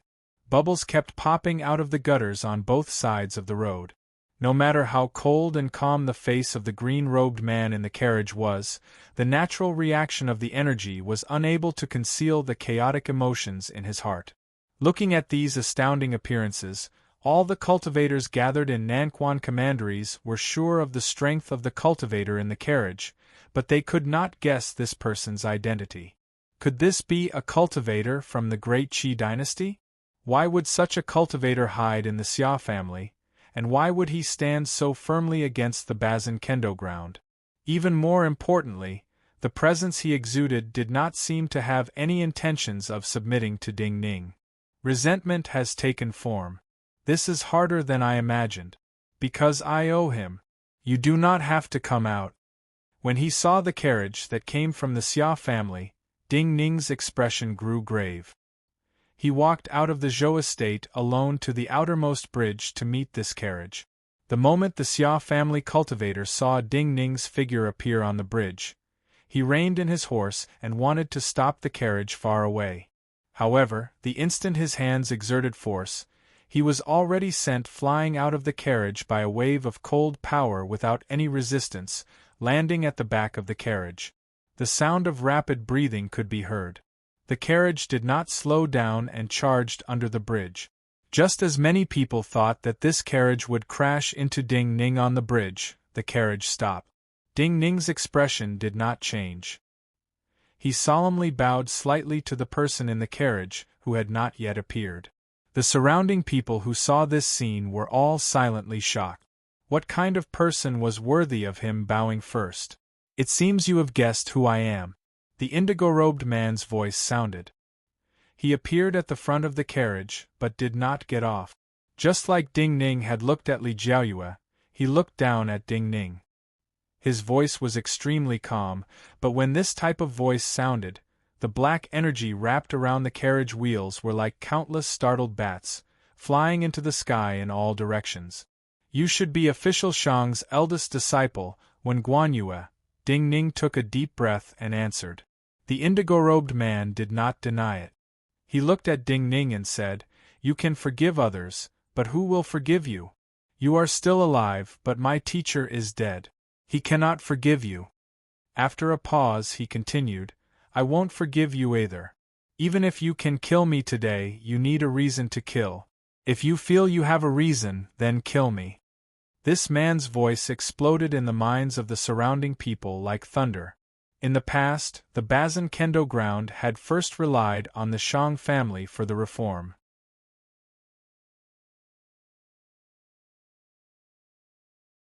But in order to balance, the Shang family had become a sacrifice. For the cultivators of Chongling, they might know that the Shang family had saved an orphan girl. But for the cultivators of the outside world, the Shang family had been destroyed, and no one was left. "It is very good that you are alive." Ding Ning looked into Wen Guanyue's eyes and said calmly, "I thought you were dead. I had not expected you to be able to escape. I learned of the news too late. When I rushed back, I only had time to save her.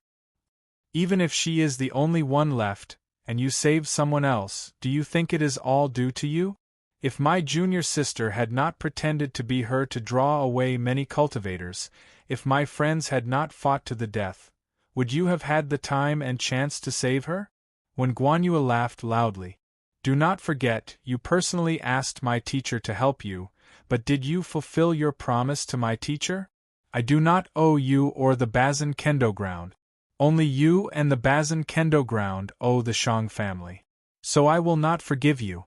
Do not say to me that you have done your best. The final result is that my teacher and my friends died because of you, but you are still alive. Do not say stupid things like the enemy is Yuanwu and Jing Xiu. If not for you, Yuanwu and Jing Xiu could not have sat in that position."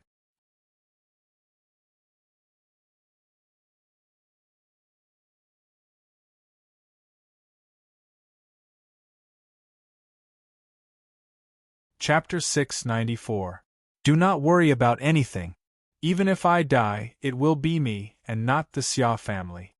When he returned to the carriage, Wen Guanyue said coldly to the Xia family members beside the carriage, "This is a matter between me and the Bazin Kendo ground, it has nothing to do with you. Understood?" The person in charge of the Xia family gave a simple reply. He knew that the present Xia family was just a residence for Wen Guanyue.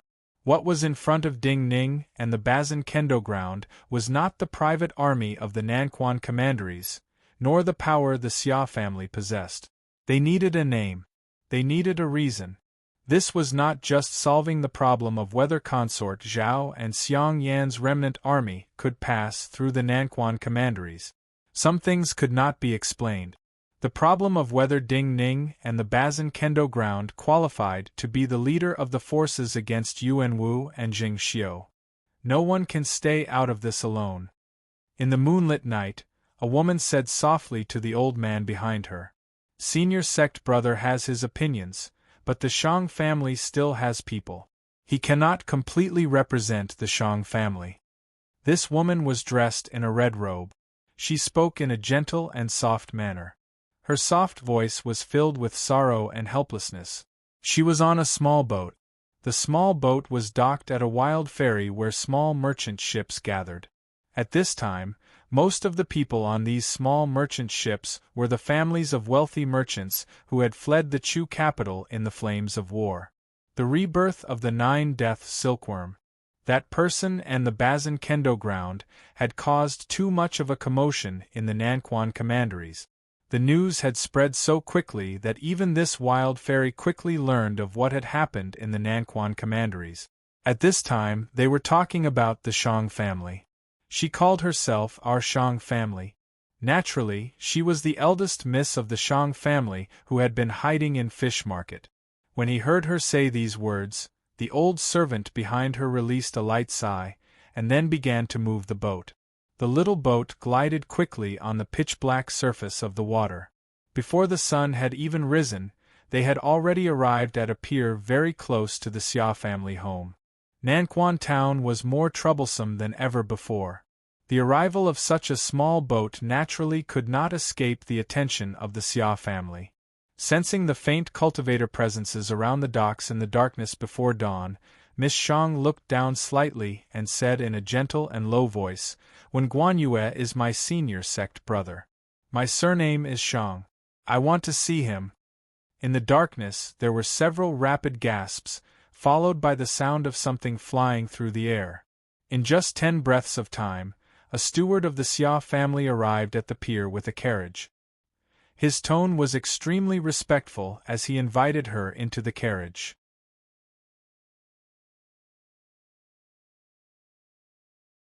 Eldest Miss Shang picked up the zither that had always been by her side and boarded the carriage with the old servant. The carriage quickly entered the depths of the Xia family's courtyard and stopped by a quiet lake filled with blooming lotus flowers. A green-robed man stood by the lakeside pavilion. "Young Mississippi," he bowed slightly. His expression was still calm, but when he bowed, the lotus flowers in the lake were blown by the wind, and the petals and leaves rustled. "Senior sect brother." Eldest Miss Shang returned the greeting. "I did not know you were still alive. I was not in Chongling, but occasionally heard news of you. I only heard that you seemed to have gone overseas.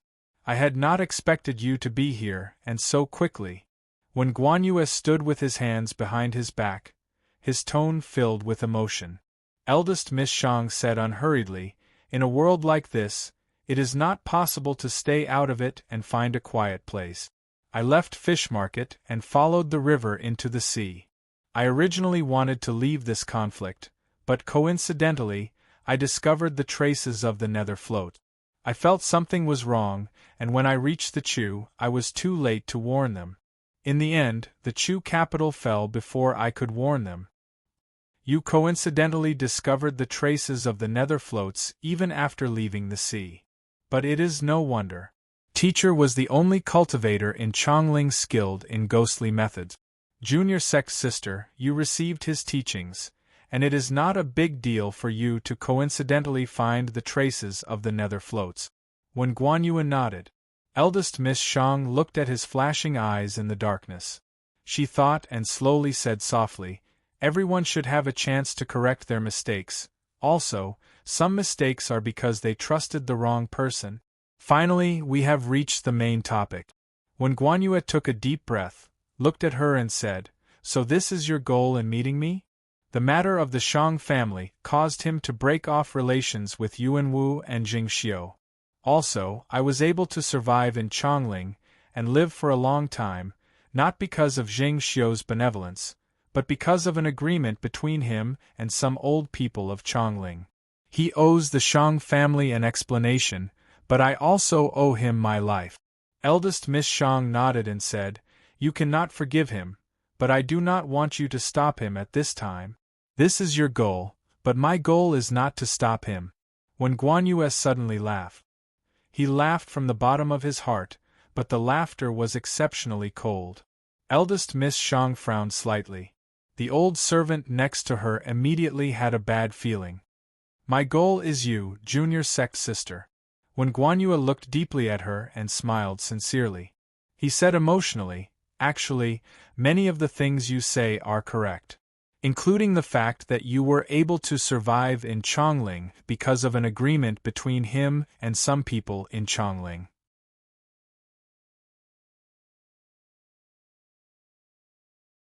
Even you do not know that your life is one of the bargaining chips to force him to enter Chongling.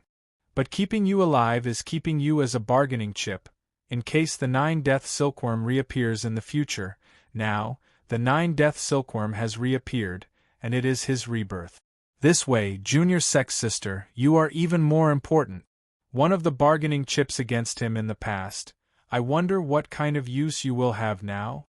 When Guanyue's voice grew softer. You are still too naive. Have you not thought everyone in the Shang family is dead, so why was I able to survive? You, the old servant next to eldest Miss Shang shouted. He wanted to say, you are one of Jingxiu's people. But when he said the word, he sensed a presence so dark and cold he felt his blood freeze. He suddenly turned around. A man in a black robe walked out of the darkness. His black robe was decorated with white bone ornaments that looked like stars in the sky. Chi-Si. Eldest Miss Shang shouted this cultivator's name, but her heart immediately sank. Miss, leave quickly. Dozens of black bamboos grew around her and the old servant, forming a forest that grew taller and seemed to reach the sky. Since you have come, can you leave? But the black-robed man just shook his head with slight disdain. He pulled off a piece of white bone at his waist and threw it on the ground. There was a soft sound. Countless cracks appeared on the bone, which was as small as a finger bone. Pale white flames surged out of these cracks and silently spread into the surroundings. The black chi above the black bamboo forest was quickly distorted. Strands of it were pulled out and devoured by the pale white chi flames. The old servant and eldest Miss Shang appeared. A thread of blood seeped out of the old servant's mouth.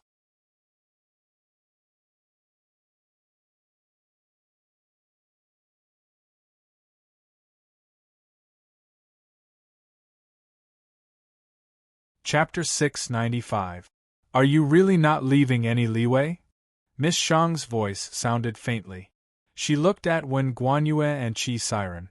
A black incense stick suddenly appeared in the air in front of her. This black incense did not need any flame to give off a wisp of smoke. It gave off a sweet scent that caused Chi Siren and Wen Qiuyue to become slightly dazed. Borrowing this instant of time, eldest Miss Shang played the zither with both hands. There was no sound of zither, but countless black flames surged out. Her and the old servant's bodies were enveloped by the black flames. It was as if they were about to disappear into the black flames. With a shout, when Guanyue regained consciousness, black yin energy flowed out of his body like a waterfall. A black short sword appeared in his hand. Where the sword light rose, it cut through the black incense stick. The sword light continued forward, stabbing into the zither in Miss Shang's hand. Strange sounds came from the zither. A piece of black wood fell off the zither and burned with smoke. It turned into a black face that covered Wen Guanyue's face. Wen Guanyue's expression did not change at all. It was like he was hit by a ball of smoke. Even his hair was not disheveled. But his entire body shook. With a heavy grunt, blood seeped out of his nose and mouth. It was also at this moment that the old servant behind her opened his mouth and spat out a mouthful of blood. With a tearing sound, this streak of chi and blood rushed into the sky. Suddenly, countless black bamboos appeared in the sky. Their roots expanded and began to devour the pale white flames. Good moves. If I was alone, I would not be a match for you. Chi Siren's emotional voice sounded. Before his voice sounded, a golden color came out of his body. A fierce yang presence completely different from his own energy surged out of his energy sea. Holy and burning golden light lit up in the darkness. It was like a golden phoenix had flown out of his body and leapt towards the black smoke in the air. It is. Miss Shang's eyes were filled with disbelief. There were two methods in the world that were natural counters to ghostly things. The most effective was the 100 refinement fire of the Zhao sword furnace, and the second was Yuanwu's phoenix breaking method. This holy and burning golden light came from Yuanwu.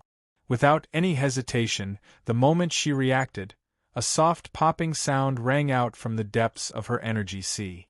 It was as if a small and sharp stone had shattered the surface of the ice, and then the entire surface of the ice began to crack. She looked weak on the outside and even spoke in a soft and gentle tone. However, her personality was actually extremely tough.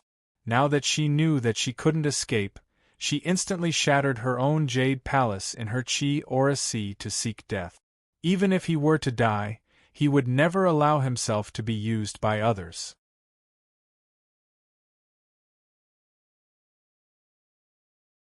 Capturing a Realm 7 Grandmaster alive was far more difficult than killing multiple Realm 7 Grandmasters, especially when she was seeking death before she had exhausted too much of her energy. Logically speaking, Chi Siren's cultivation should not be able to stop her.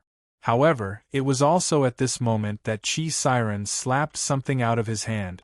This thing looked like a very large nail. It did not have the luster of gold or stone. The first impression it gave was that it was a very large wooden nail. However, its surface was stained with many mottled colors. In particular, many of the colors were dark red, like blood stains that had dried up for many years. Chi Siren did not channel any power into his hand. All of his energy was used to force out the holy and burning golden light. Yet, just by relying on the power of this thing easily pierced through Miss Shang's black zither, and then into her energy sea and into her flesh. Everything inside Miss Shang's body stopped. This thing directly suppressed her energy sea, and all the energy flows in her body. The process was extremely gentle, and did not even cause any resistance from her energy. Everything seemed to be natural. To be able to suppress the energy of a Realm 7 Grandmaster like this was naturally an unimaginable holy item. Soul-setting nail. Miss Shang looked at the thing that had pierced her body and grimaced. What benefits did Yuanwu and Jing Xiu give the Qi Emperor that he even took out the country's treasure? The old servant behind her had endless fire in his eyes, but when she was restrained, he did not move. Chi Siren coughed a few times and suppressed the burning pain in his body. He sighed and said softly, "Your Shang clan's cultivation method originated from Qi. Then you should know that there is only one thing more important than this soul-suppressing nail that can counter most Yin cultivation method."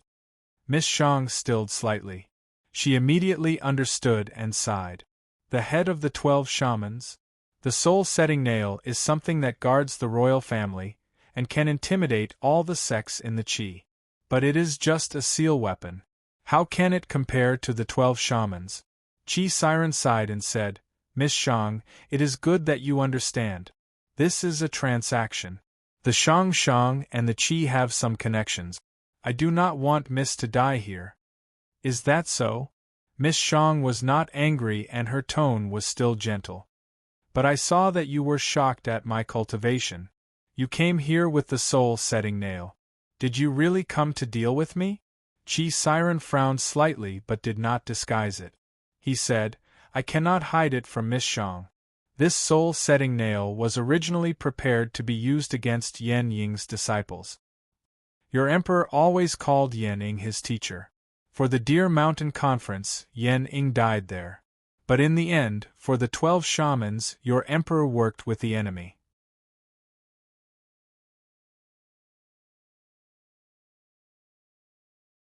He feared that Yan Ying's disciples would be a future threat and wanted to get rid of them by the root."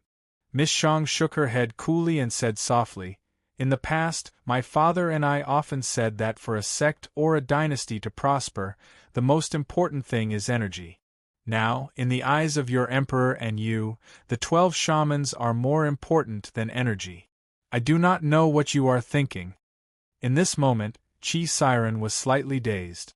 However, in the next moment, his expression became determined. "This is an act of the entire country. It is not something we can influence. Also, no matter how the Bazin Kendo ground and Yuanwu fight, in the end, it will be the Qin's world, and not the Qi's. After saying this, he reached out and took Miss Shang's black zither that had fallen to the ground. He looked into the distant sky with a complicated expression. He admitted that Miss Shang's words were reasonable. But the fate of a dynasty was like the night sky. No one could see clearly into the distance. You're tuning in to the Phoenix Nights YouTube channel. Don't forget to subscribe and join us on this journey to catch the most captivating stories.